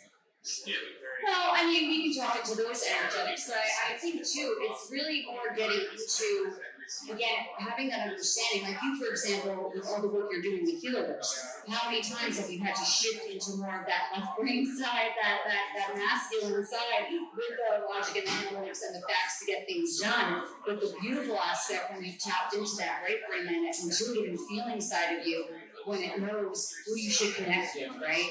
There's been people that have come to you that wanted to partner up, and you intuitively didn't feel it was the right fit, and you remained in that integrity, and you listened to yourself and you followed that inner compass, and then it connected you with people like Scott Mariano, who is really beautiful at connecting other people together and who's been a champion of Healerverse. So it's really led you, both have served you in this endeavor. I love that. That's been the theme today. Actually, I love that. Yes. Yeah. So there's roughly about 600 clinical studies being done with different types of psychedelics. How excited are you to the potential of using these substances, right, to help heal humanity? I mean, it's been used from eating disorders to depression to anxiety to a list of gamma things. But obviously, we're in this gray area where it's still illegal. As practitioners, as healers, we can't recommend or have somebody. So, one, how do you see your work around that? Two, how excited are you about all the studies that are being done and the potential of psychedelics to help you? Absolutely, great question. So I'm personally very excited about the advancements that is taking place with the plant medicine and the psychedelics. I have used that myself. I've met clients that use many different aspects of this, whether we're talking about psilocybin, or we're talking about other plant medicines that they've engaged in. I think what we're talking about here in conjunction with this, and you described it so beautifully when you did your talk yesterday, is that inner calling and that inner knowing of when to step up and work with the medicine, because it's not for everyone. I don't believe it's for everyone, or it might not be for you at a particular time. Maybe at another time it is. Maybe you'll outgrow that. It's so unique. We have these unique individual journeys with it, but I think it has really come a long way, and we're seeing the beautiful research around it, and it can help you bypass certain layers and get to the deeper core and the deeper truth and usher in deeper healing in many aspects. But knowing yourself and knowing what is for you, so many people can abuse it in many ways. Like you said yesterday, how people continue to go on these journeys and they're not integrating. And they keep seeking that outsourcing outside of themselves instead of working on that insourcing and integrating what came up in that experience. They're so chasing that external validation or that external lesson instead of internalizing that and allowing that to shape their next experience. So I think it's really important to have that discernment and again that connection to your inner spirit, your inner compass to guide you on that path, to allow you to experience if that is for you, if it's a right fit. That was awesome. Yeah, again, what Trish said, it's intuition, right? Use your intuition, listen to what the caution is, and do your homework. Absolutely. Thank you so much, everybody. And we have about 1 minute left, so I just want to give Denene the opportunity to tell you how you can get in touch with her and what she is hoping to do. Absolutely. Yeah, there's something else. Were there any more questions before we?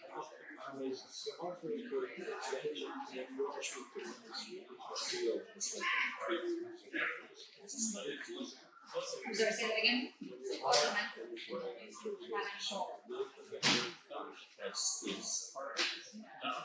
It can extend, yes.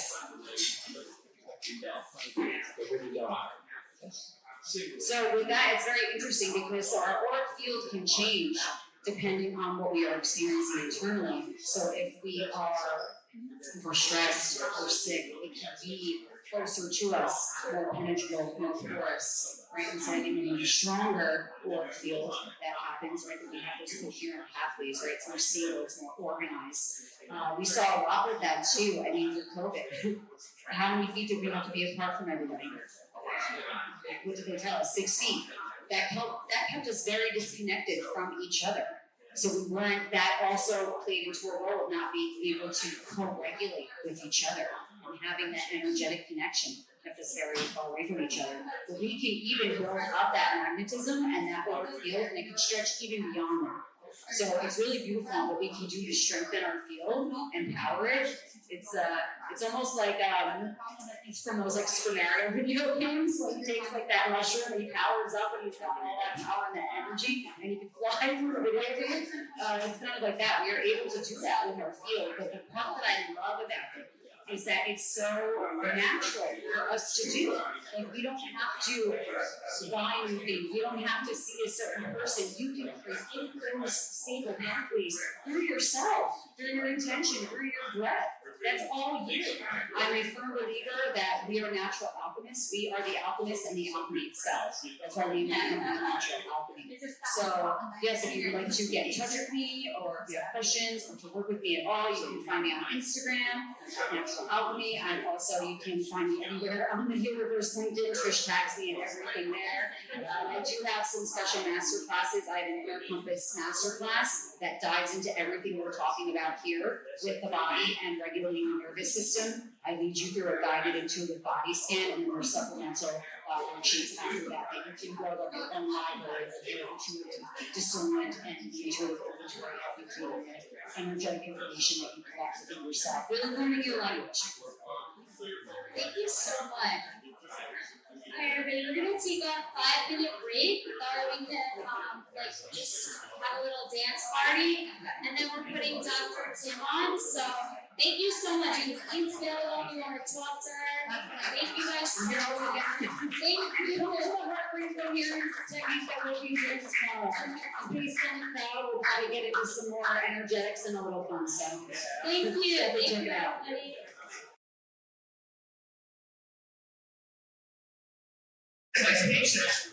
And I said, you realize you've been dead for like 30 years, right? They smiled and said, yeah, I would pretty good for a dead guy, right? I said, you look fantastic for a dead guy, but I'm a little confused. You see, he was 80 years old, he came to see me for a cough that wouldn't go away, feeling like he had something stuck in his throat all the time, and I had to look down his throat as a earless and throat guy, and I said, listen, I'm a little confused. You wrote that you had a history of cancer on your paperwork, but you didn't tell me what kind of cancer you had. He said, well, I had esophageal cancer. I said, wow. He said, which time? I said, I'm confused. You had it more than once? He said, yeah, they cut it out of me and it came right back a couple of months later. I said, well, that's a bad tendency to do that. It's not exactly something that you wake up wanting on your birthday. But I said, you still haven't told me when this was. And he said, it was 35 years ago. I said, excuse me? He said, you heard me? He said, it was 35 years ago. I said, I'm confused. You realize you've been dead for like 34 years. The average lifespan for people with recurrent esophageal cancer is 10.8 months, not years. And here's this guy in my office 35 years after it happened. I said, you did something, didn't you? He said, yeah, I did. I said, what'd you do? He said, you realize you're the only doctor in 35 years that ever asked me that question. He said, everybody else just took credit for curing my cancer. I said, well, it's kind of what we do. But I understand the statistics, and I understand the disease, and I had this guy in my office 35 years after this happened. I said, something happened. I want to know what it is that you did. He said, well, I made a decision. I said, what was the decision? He said, I decided not to fight cancer. And I said, why in the world did you decide not to fight cancer? I said, everybody fights cancer. He said, yeah, I know. He said, I think they're wrong. I said, why do you think they're wrong? He said, listen, just imagine something for me. I said, okay, what? He said, imagine you're sitting alone in a room, a guy walks in the room, closes the door behind him, he turns around, he looks at you, and you realize in that moment that you're going to have a fight with that guy. He said, yeah. He said, yep, there's right. He said, just answer me one question. He said, did the guy get bigger or did he get smaller? I'm like, all right, what do you think? Did he get bigger or did he get smaller? Close your eyes. Close your eyes and imagine. Did he get bigger or did he get smaller? You better close your eyes and tell me, did he get bigger or did he get smaller? He got bigger. I'm going to tell you exactly why. And the guy said, that's right. He said, I didn't want my cancer to get bigger, so I decided I wasn't going to fight it. I said, is that what you did? He said, no. I made another decision. So what was the decision? He said, when they cut it out of me, and it came right back a couple of months later, I knew I was done. He said, so I just decided to accept the fact that that's what was going to happen. It was going to kill me, it was going to make a widow out of my life, orphans out of my kids, and it was going to fight my life. So I just accepted the fact that that's what was going to happen. So you gave up? He said, no, I didn't give up. He said, I just decided that that's what was going to happen. He said, the craziest thing happened. I said, what? He said, there was a sense of peace and a sense of calm that I couldn't explain. It's still here today. I said, is that all you did? And he said, no. So, what those things you do is that when I'm telling a lot of people about it, because I didn't want them to think I was weird, and I said, what do you care if people think you're weird? So I was a pastor for 40 years. He said, what people think matters. I said, fair enough, what'd you do? He said, I would sit down in a chair 2 or 3 or 4 times a day. I'd close my eyes and I imagined sending that kid to love. I said, for real? He said, yeah, for 35 years. He said, I still do it today. I said, you can't. It is that simple. You see, just like many of you, speaking to the choir here, but we've seen many miraculous turnarounds of all kinds of diseases and put a miracle label on it. And I'm here to tell you, I don't believe in miracles. What I believe is that we have discovered language, and these people have intuitively come across language. You've seen this theme come through. You had Allison stand here and talk to you about the language. You had Denene stand here and talk to you about the language. I'm going to talk to you about language, and I'm going to teach you some of the rules, patterns, and characteristics of that language and why these miracle healings aren't miracles. You see, in 1902, powered flight was a miracle, right? In 1903, it became really understanding physics. Air moving over the Earth's surface causes lift. We put power behind it. Now today, this is how we get around the world. And today, we're starting to understand that the very language of these physical bodies that we invented has a language. The operating system that operates these physical bodies has a language, and just like any operating system in a computer, it has a language, but it has rules, patterns, and characteristics. But if we don't pay attention to those rules, patterns, and characteristics, we don't get the results that we want. Here's the problem with the language, the emotion that lives inside of every single one of us. It operates below the level of consciousness. It doesn't operate in that way. It doesn't have anything. Nobody didn't have nobody ever gave us any operating system that says this is how you do it. We just do it. Okay? And I can prove it to you that you have an unconscious emotional program that's living inside of every single one of us right now. Have you ever felt negative emotion? Yes or no? Of course you have. Question number 2, did you ever wake up today or any other day of your life and say, I want to feel negative emotion? Sadness, anger, depression, anxiety. Did you ever do that? No. Question number 3, if you're experiencing things and you don't want to experience those things, why are you experiencing those things? That's the most important question you're going to ask yourself in this lifetime. And the reason is, it's just a program. And it's a program that exists to help us fight, hide, run away, scream for help, or anything that threatens our existence. And if you notice, it works really, really well. Look around the room. We're all here. Right? That program works to keep us from having conversations with crocodiles and jumping off of the roof, thinking that we can fly because I imagine it. No, we can't do that. Okay? But when we experience that program, guess where we experience it? We experience it here. Do we experience it here? Do we experience it here? Do we experience it in our life? Do a little quick experiment for me. Imagine standing on the roof of your house and easing over the edge of that roof. Put your toes right on the edge of that roof and then move your nose so that it's over your toe. What did you feel? Did you feel a little butterfly in your chest? Did you feel a little goofiness in your stomach? Did you feel a little pucker in your tushy? Of course you did. It's because your body is the sounding board for that language. Our body is not our brain, it's not our heart. It's our physical body, all of it, not just one part of it, that responds to that language of emotion. We have to feel it. So what I want to do is teach you some of the rules, patterns, and characteristics of the language of emotion that operates in our bodies and what effect that it has on our physical body through my guy's story. Okay? And I finally figured out what it was that I wound up in medicine, because I'm a language guy. Okay, before I went to medical school, I was in journalism school. As a broadcast journalism major at Iowa State University, I told you I had a face for radio and a voice for print. So naturally, I just went to medical school, right? But my purpose in going to medical school was not to be some famous physician, some famous surgeon, some famous anybody. It was to meet this guy and realize how incredibly important language was to the physical body.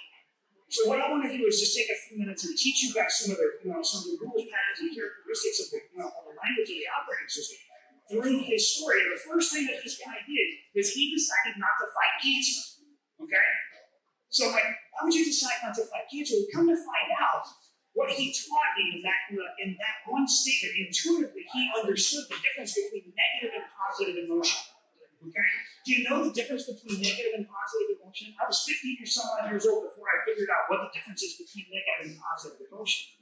Negative emotion, the locus of emotional power, is outside of us. Okay? The character of negative emotion is it has a tendency to be chaotic, destructive, and dispersive emotional energy. Useful if you need to fight, hide, run away, or scream for help. It is a survival level program. It works really well, and we feel it in our bodies. That's the program that everybody that's been up here talking about. It's the language of survival. Negative emotions are not bad.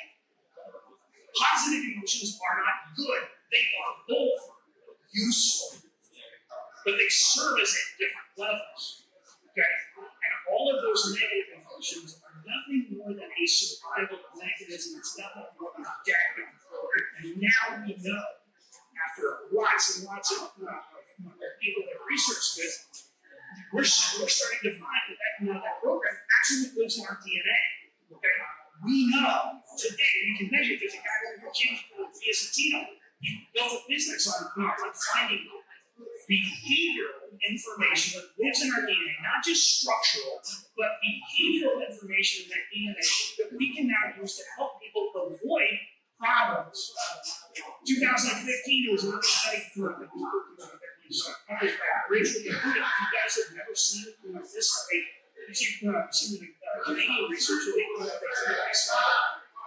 Lots of people who were the surviving children of Holocaust survivors were seeking out anxiety and depression treatment in the psychiatric community at 3 times the rate of the rest of the population, 300%.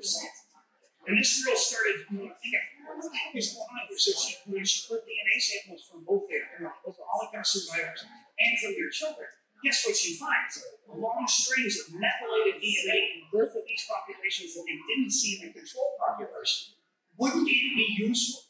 Wouldn't it be useful if we could store information and pass it on to the next generation that says, if you see this, you see dudes in brown shirts, swastika signs, black boots, and German shepherds and short leashes killing and injuring and running off with your neighbors, your friends, and your relatives, wouldn't it be useful if at an emotional level we understood to fight, hide, run away, or scream for help, just in case you ever saw it?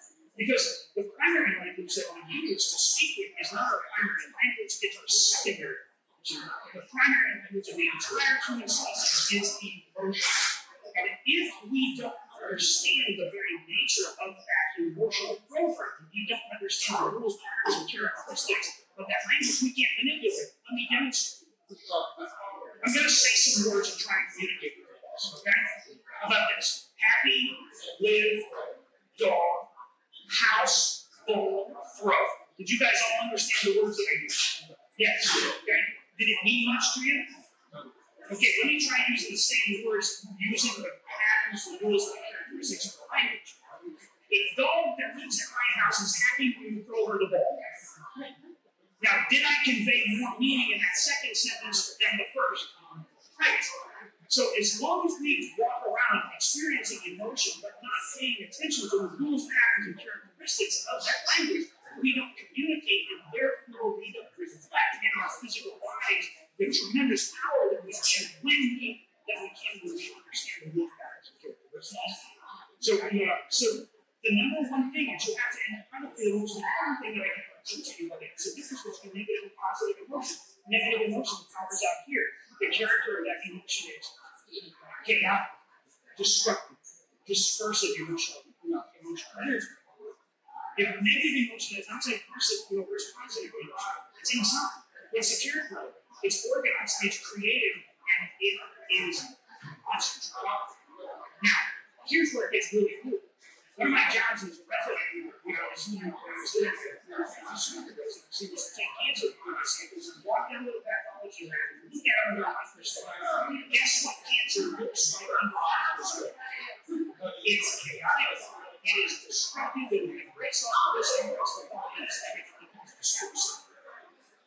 Holy crap! That's a big biological match to the energy of that energy. And guess what else? When those pathologists look at that cancer under a microscope, you know what they words they use to describe it?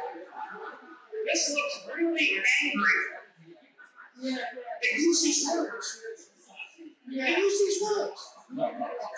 So we understand the power of the words that we have to understand that they imply energetic emotion. Then we can start manipulating. Okay? So the second thing that this guy taught me is he accepted the fact that this was going to happen. Why was that such an important thing? Because now what he was doing is he was moving that worthless emotional power from outside to inside. Okay? If you get to decide what your emotional response is to anything that happens out there, here's the locus of emotional power. Inside. This is how we move that locus of emotional power from outside to inside. If we accept things as they are, we don't have to love it, we don't have to endorse it, we don't have to stay sad about it, any other emotional response, but just accept things the way they are, and move that locus of emotional power. That's the most critical part of what we do in this world. The third thing we do is we now take that emotional energy that we move from outside to inside and we amplify it. Simply what?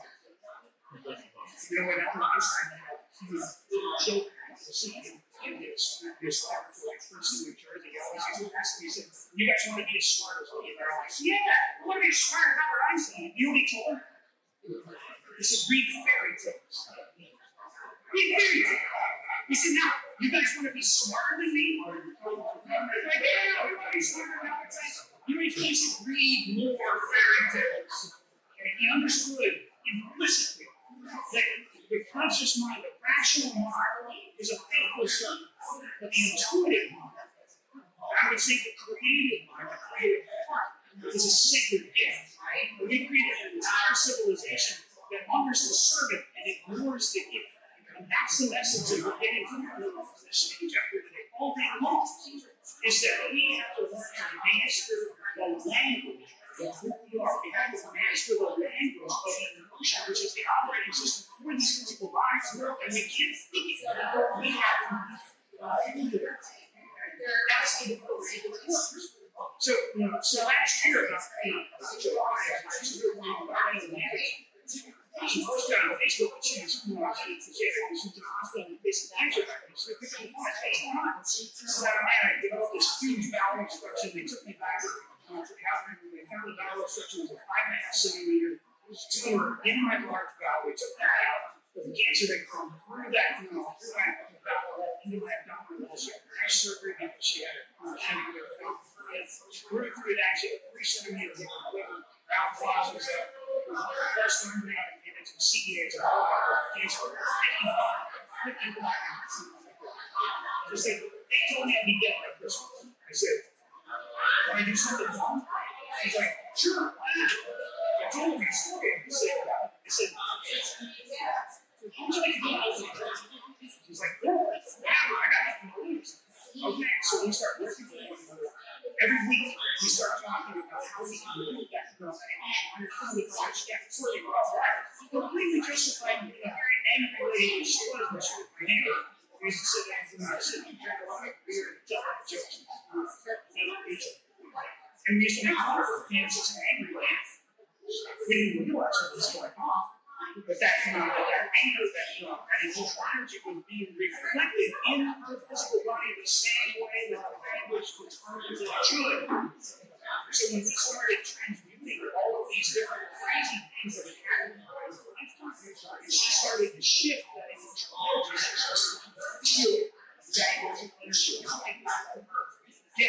thing called cancer. They came find it for me. Okay, for CEO, you got cut in half every 235. Normal CEO is 3. February was 2.6, March it was 2.3, and in the beginning of March, she had a PET scan, and they can't find any evidence of cancer, and her physicians are low. They are absolutely few. She's not.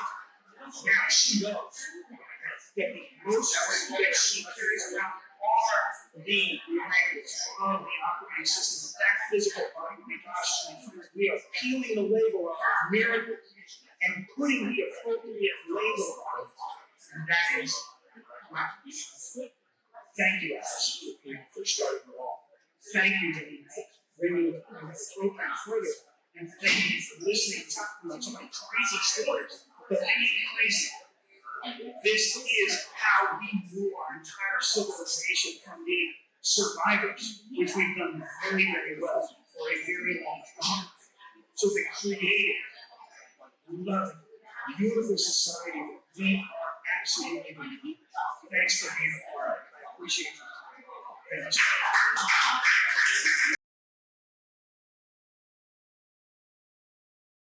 So yesterday we were driving down here, we're about 3-4 hours north of here. Me and my partner Joelle here, she's hiding behind the pole. And we kind of discussing what is it that we're gonna kind of share in that 30 minutes. And at one point she says, well, babe, she says, as long as you don't try to be too funny, too charming, and too intellectual, just be yourself. Anyways, my story, I grew up in Belgium. You probably hear my accent. By the way, I didn't used to have this accent. It only started when I started speaking English. But I grew up in Belgium, and I was always into sports, swimming specifically. And I did physical therapy, physical education. In 1997, I saved $400, packed my backpack, put my jeans on, and came to live the American dream. But since then, I've always been interested in upgrading the body. So I have my PhD in holistic nutrition, acupuncture license, physical therapy license, and the list goes on. And always try to stay on the edge on how to upgrade the body and perform at maximum potential. So I've been always regarded as an expert in regenerative functional medicine, biohacking, longevity, and I've recently been on stages, even at the American Academy of Anti-Aging Medicine, to talk about those longevity and biohacking modalities and technologies. But when this beautiful angel came into my life, she kind of opened my eyes a little bit more about how powerful the mind is. And I didn't obviously realize how powerful it was. But now, this is kind of my journey on how I became here. And I remember about 10, 15 years ago, I did go to some meditation classes because I was open to the idea. And I did some of the classes, but I really wasn't able to get into that state. My mind was always going left or right, future, past. And so after a few classes, I just got frustrated and gave up, because if you're good at something, you don't want to keep trying, right? So that was kind of my first experience. I really wasn't able to get into that state. Then fast forward a few years, I ended up doing breathwork with a friend of mine, regarded a breathwork master. And I was so focused on my breath, because I can't focus very well, that I actually found myself not thinking and being in a meditative state for the first time. And so then I really started picking up that breath work. And recently, I started to realize that with breath work and mindfulness, I was able to do a lot of emotional release for myself. And I feel I'm really vibrating at a higher level, and there's so much more levels to go, right, guys? So much more levels to go. But what I realized looking back is that all my life, I was this guy pushing harder and harder and harder and trying to be more successful. But I realized that I was always operating at that same frequency, right? You kind of make money and then you lose it all. You make money and you lose it all. You try to push harder. You get in a relationship. It's toxic. You get out of it. You get in another toxic relationship. your health is at optimal, and then it goes back down, and I was operating at that cycle. So I really realized that in order to go to those higher levels, we really gotta upgrade our mind, and that's how we got into breathwork. And today, Joella and I, we facilitate 9D breathwork, and we'll talk about that in a little bit. But in this half hour, the last 10 minutes, we actually will do an activation breathwork session. So we'll hope everybody participates. It's gonna be fun to get that. It's mid-afternoon, so we all get a little bit sluggish after lunch. So hopefully we can get you back on track. So that's a little bit my story. We heard everybody's stories. I don't think I need to explain breathwork to anybody here, right? But I think there's two. Can you actually? Can you? Yeah. I will get into the 9D breathwork. But I think the two more peculiar things about breathwork is to understand, number one, it's the only part of our breath, the only part of our autonomic nervous system that we can control, right? And so therefore we can utilize our breath, obviously, to regulate or to optimize or balance our nervous system, especially get into our parasympathetic nervous system. That's important to understand about the breath. The other thing I think is oxygen versus, CO2, because most people believe that oxygen is the most important molecule for us to stay alive, and obviously we need it.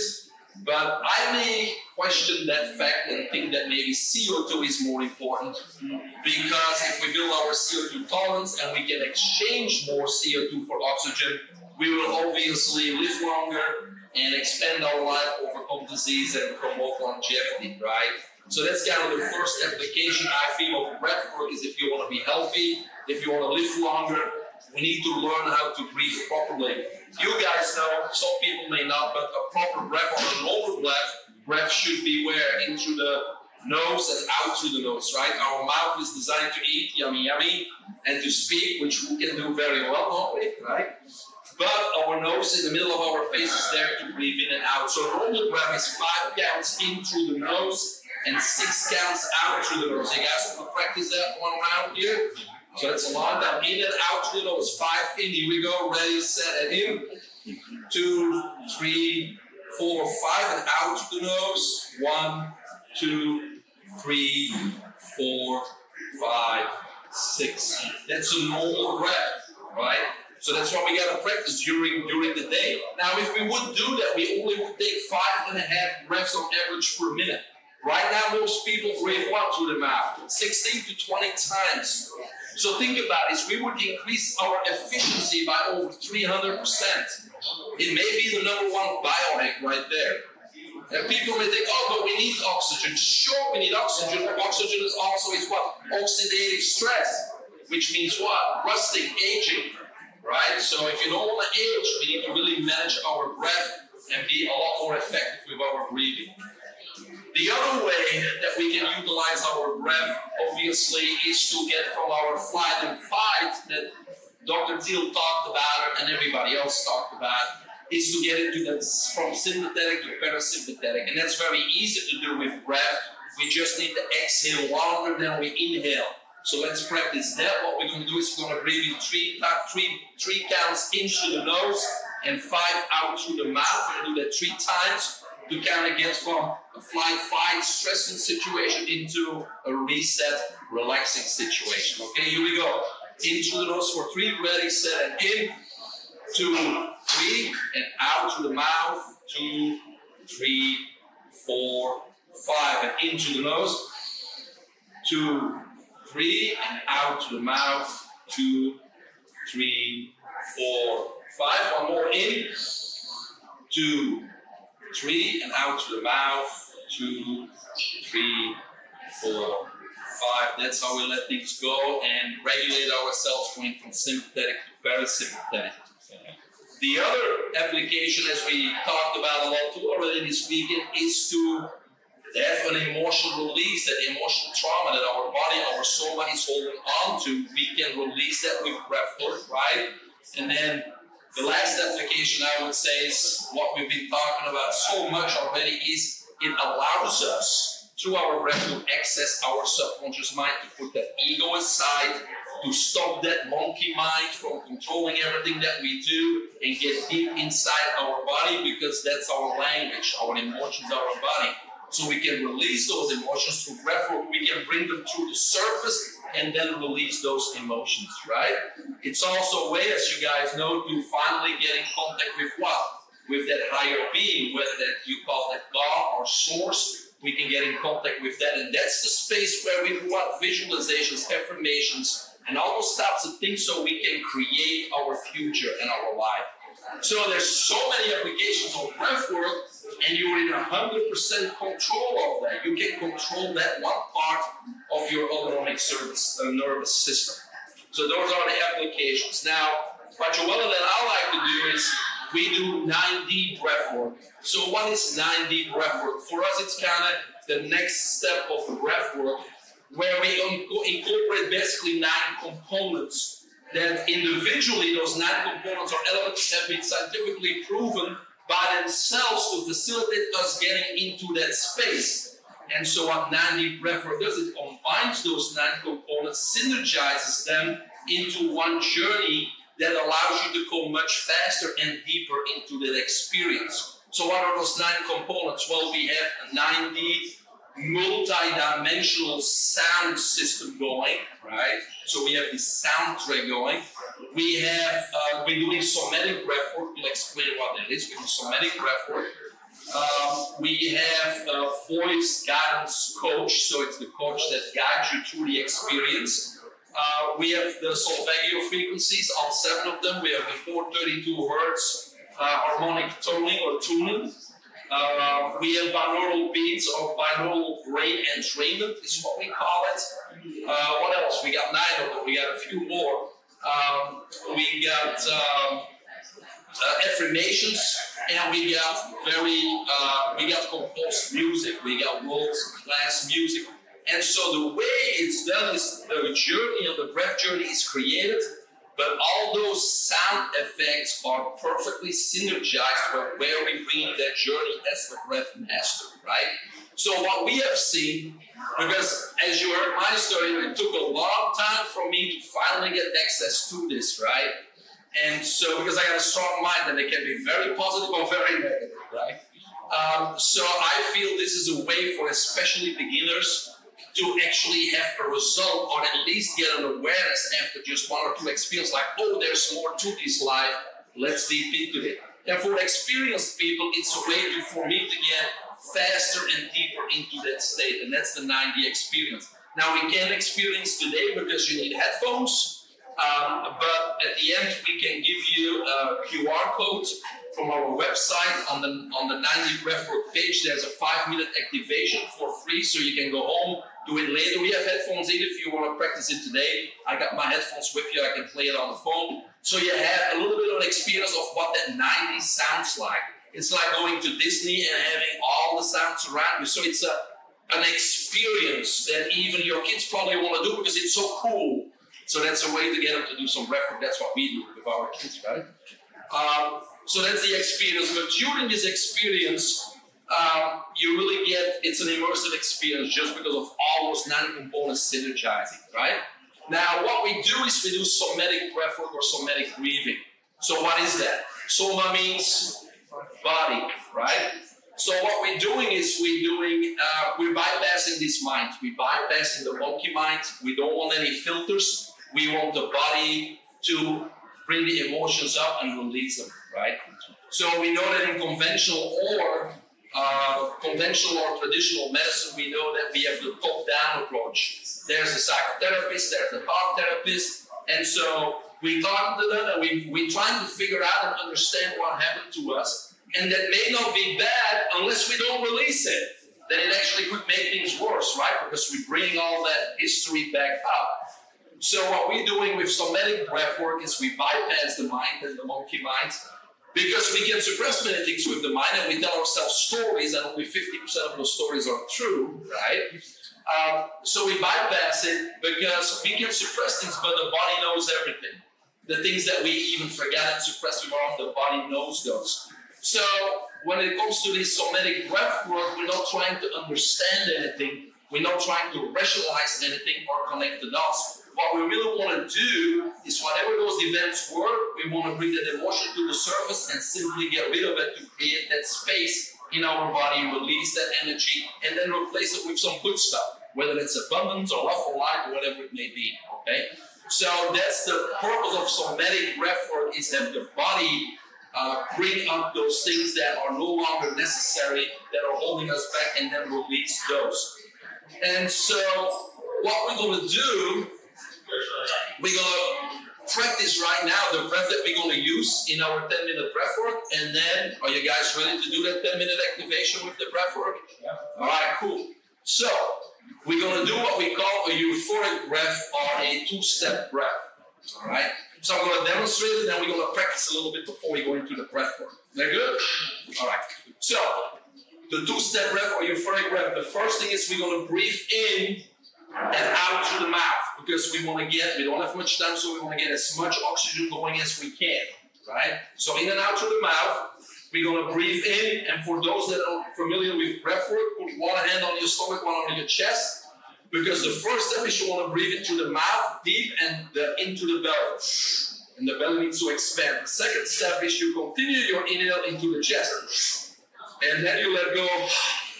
You don't force out. So the inhale is active, the exhale is just let go. The inhale takes as long as the exhale, but the inhale is two parts. I'll show you one more time. Let's try that together 5 times. Ready, set.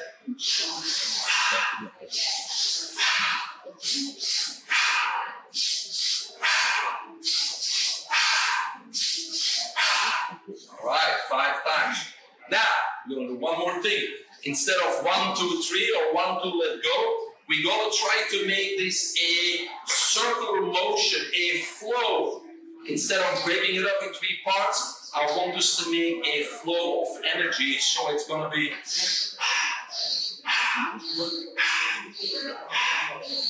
And make sure you're deeply, that belly keeps going out, because we want deep breaths. So in the breath work we're going to do, it's not about the speed, it's about the depth. Okay? So really make sure that body expands. So all of us, we're going to try to do the same euphoric breath. We're going to do it 5 times, but try to make it a flow, a circular movement. Okay, here we go. Ready, set. Deep.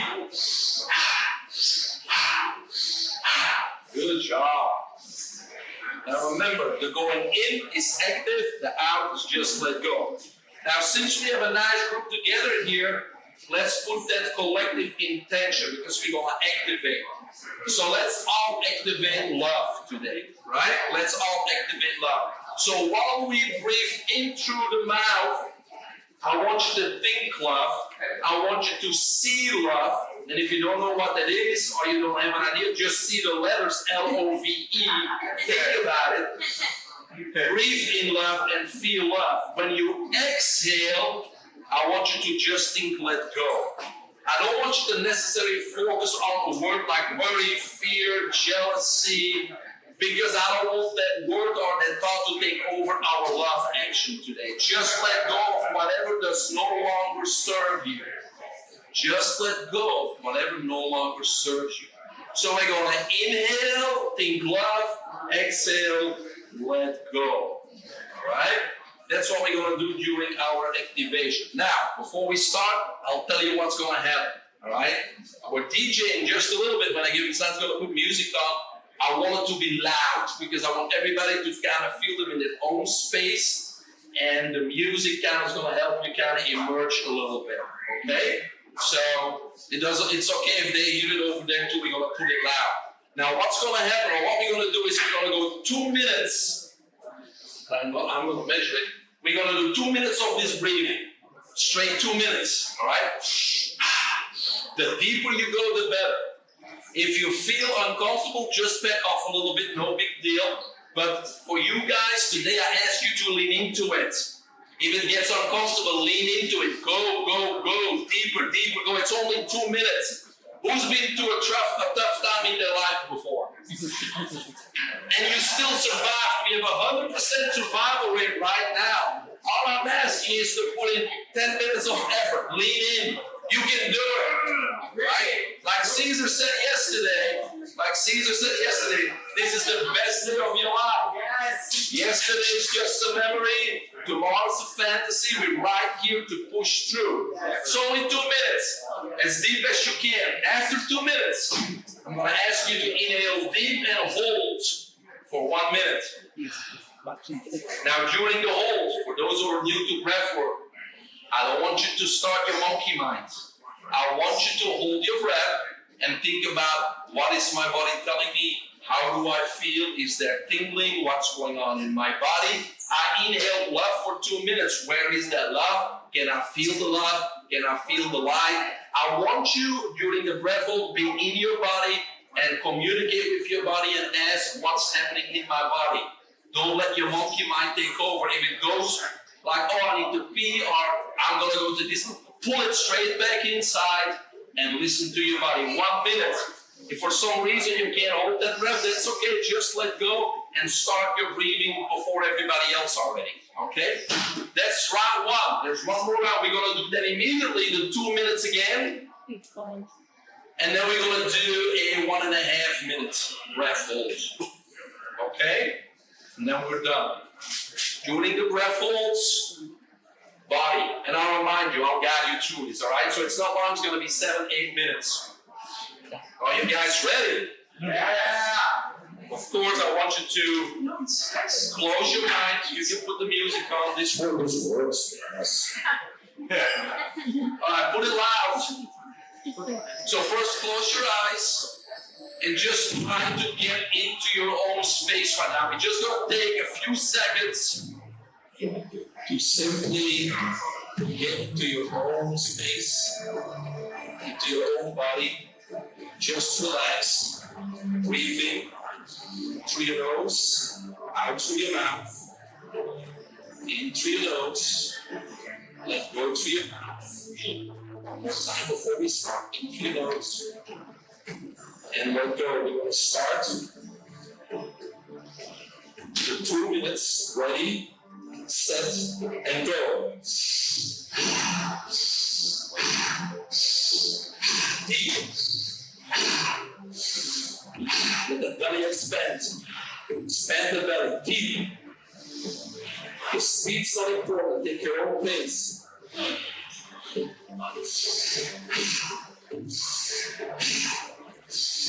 Deep.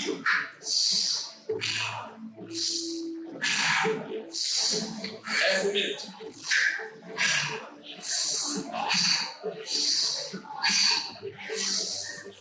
Breathe in that love. Visualize love. Breathe in that love. Feel that love. Breathe in that light. Let go of everything that does no longer serve you. Coming up on 1 minute. Here we are, halfway, 1 minute, guys. You can do this now. Lean into this, okay? Don't give up, stay with it.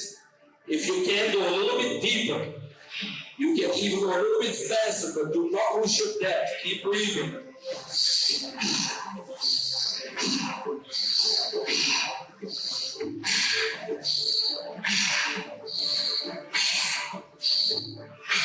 It's good. Breathe in that love. Visualize it. See it. Feel it. 1 minute 30 more seconds. Come on, push a little bit harder, a little bit deeper. Lean into it.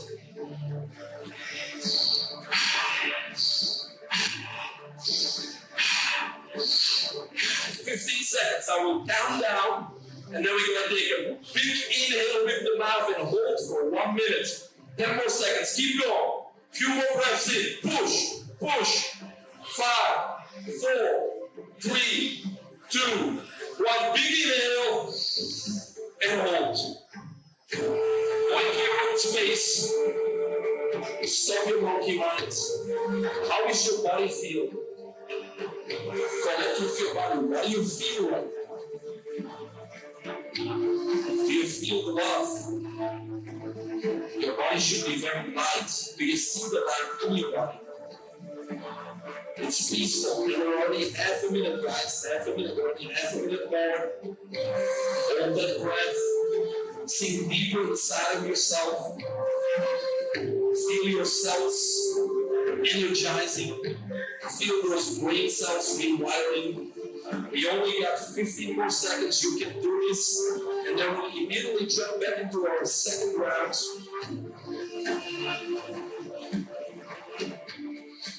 5, 4, 3, 2, 1, and here we go. Come on. Second round, we can do this. 2 minutes go. Breathe. Make that belly expand. Breathe in that love. Breathe in that light.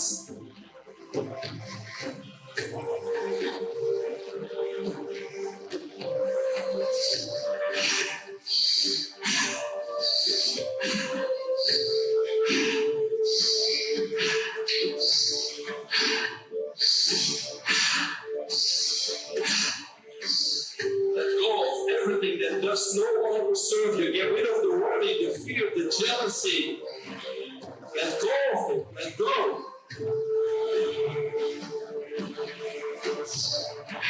Halfway through, 40 more seconds. Keep going.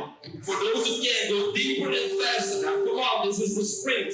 We're getting to the finish line. Breathe deeper.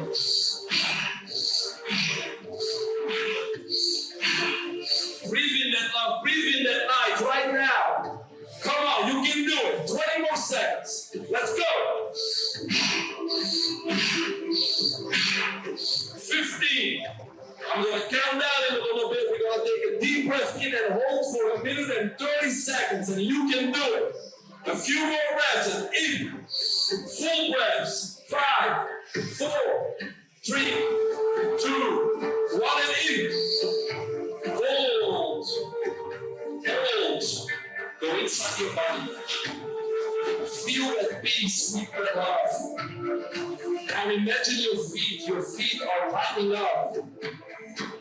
It's full of love. You feel the warmth. It's crawling up on your lower legs. They're lighting up. They're full of love. Feel the warmth. It's going higher up your thighs all the way to your hips and your stomach. Now you start radiating to the people in this room and you feel that energy and love also. It's going up to your solar plexus and your diaphragm. You feel it. It's going into your heart. Your heart is so big. It's absorbing all the love, all the lights. There's no worries. There's no fear. You are free. You only got 30 seconds to go. Keep holding. Go deep. Now it goes all the way up into your brain, and those brain cells are firing. You're rewiring all those old programs. It's filling with love. It's filling with light. Your connection with Source, with God. You are awesome. You are abundant. 5 seconds. 3, 2, 1, and exhale it. Go and stay into this state. Enjoy the love. Feel the light. Stay in your light you want. You're with yourself, you're with Source, you're abundant. Feel the love in this room, feel the light in this room. Feel the light within you. You are in control, you create your own life, you are full of love and light. Don't let anybody take this from you, you are in control. You can do anything you want to do. Enjoy this moment. It's all yours forever.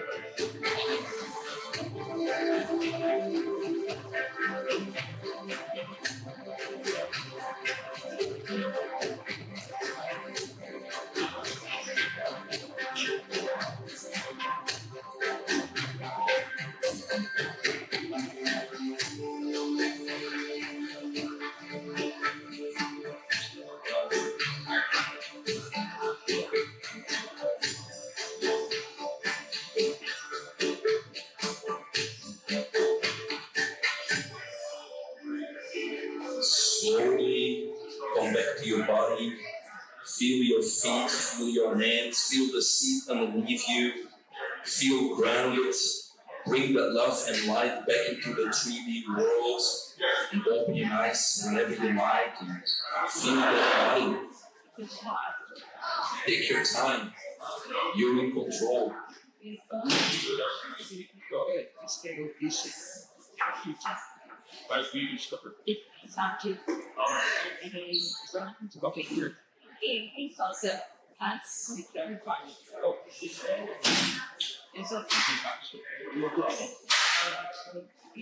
Slowly return back to 3D reality, which is really not reality.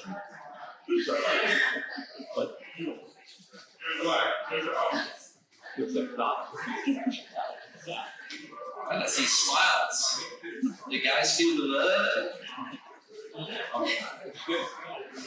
And that was without any plant-based stuff, right? That's your breath at only 8 minutes. We do journeys of an hour and 15. We go really deep, really connect. And this was not 90 music. Imagine the immersiveness if you have those headphones on and you have all these affirmations coming, all those frequencies running here and here and here. It brings you so much deeper, so much deeper.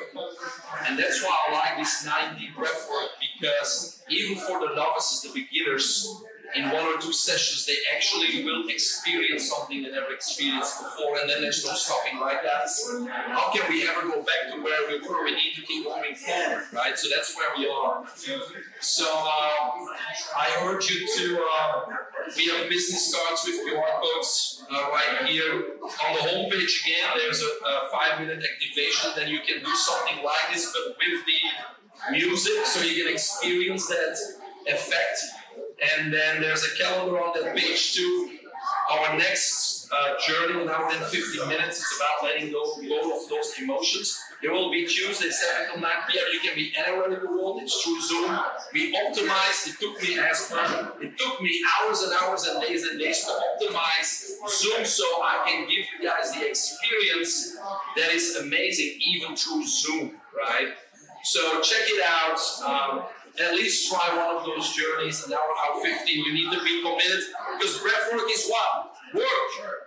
It's work. But the rewards, all right, are endless. All right, thank you. Breathwork, and especially this type, is probably the closest that I've gotten to being in that psychedelic mind state, almost to the point where just this activation gave me that sense of just uncontrollable laughter, right? Just joy, which psychedelics can give me. I'm not sure if you have the answer to this question, but what is the parallel? What is it that, yes, these molecules, these substances can help you get into that state of mind, that state of presence, that state of joy, but can also be done through breathwork. You know, the great question, of course, Caesar's asking, the difference between this breathwork and psychedelics. I think, like everybody said, psychedelics have their place, but ultimately, I believe, and it's just my opinion, you need to be able to get there by yourself, ultimately, right?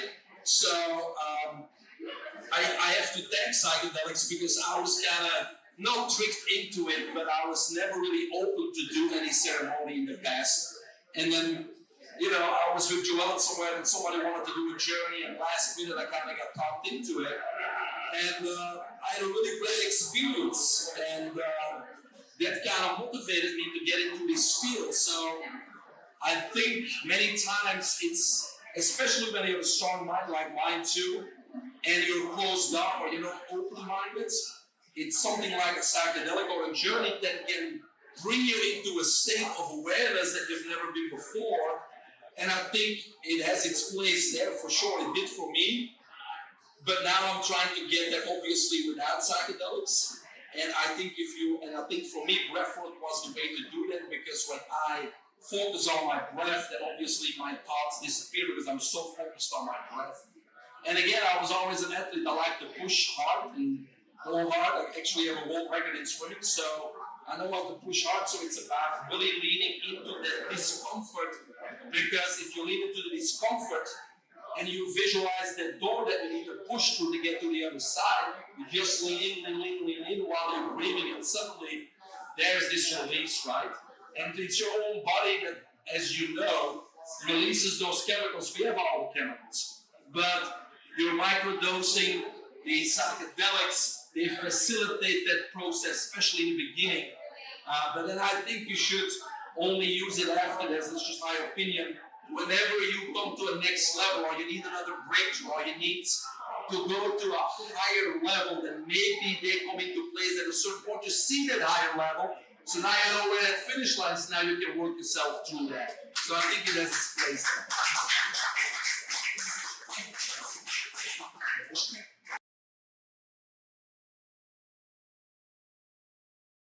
Hey everyone. I think you probably know by now that my name is Trish Kane. T-R-I-S-H-K-A-N-E. And I want to introduce you to my friends, Alisa and Allison, and they are actually up by me in Jupiter, Florida, which is in Palm Beach, and they do sound healing. We actually did a little event, when was that? Yeah, about a year ago. Yeah, a little bit less than a year ago. Yep. In Jupiter, and we barely even told anybody. We had a room packed with like 40 people for like a sound healing and a meditation. And so this is actually our second time together, and I am so excited for you to enjoy Sound Cascade.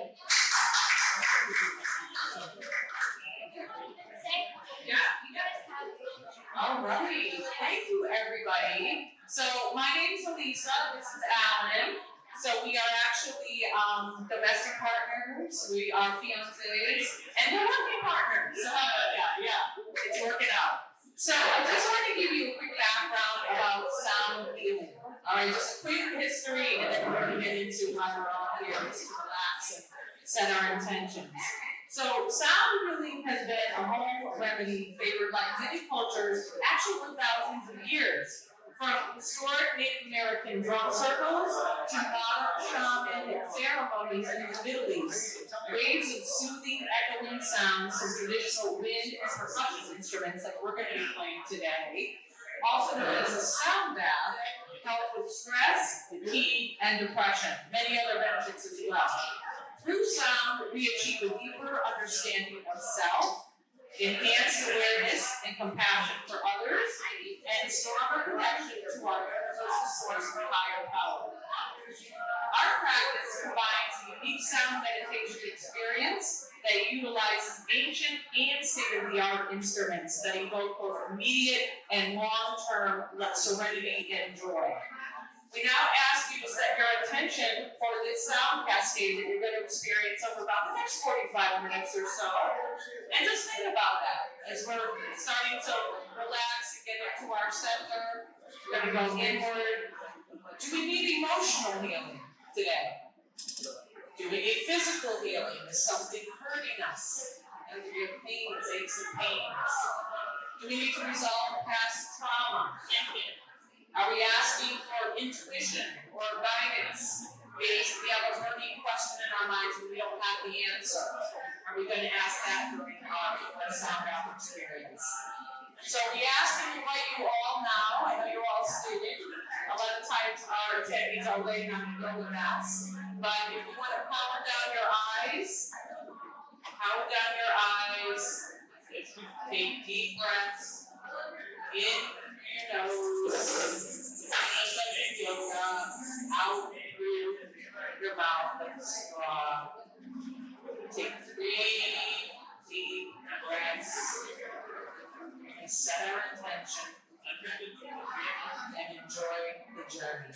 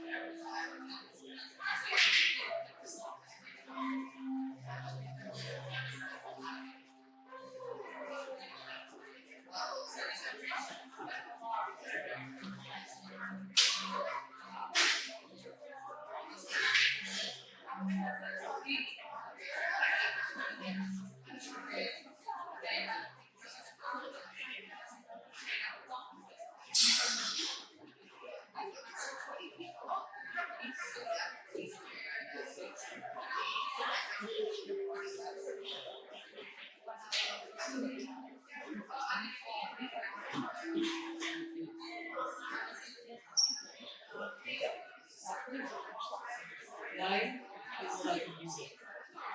We are living in the eternal reality. And when we listen to music, we are not listening to the past. We are not listening to the future. We are listening to the inspired present. The inspiration you seek is already within you.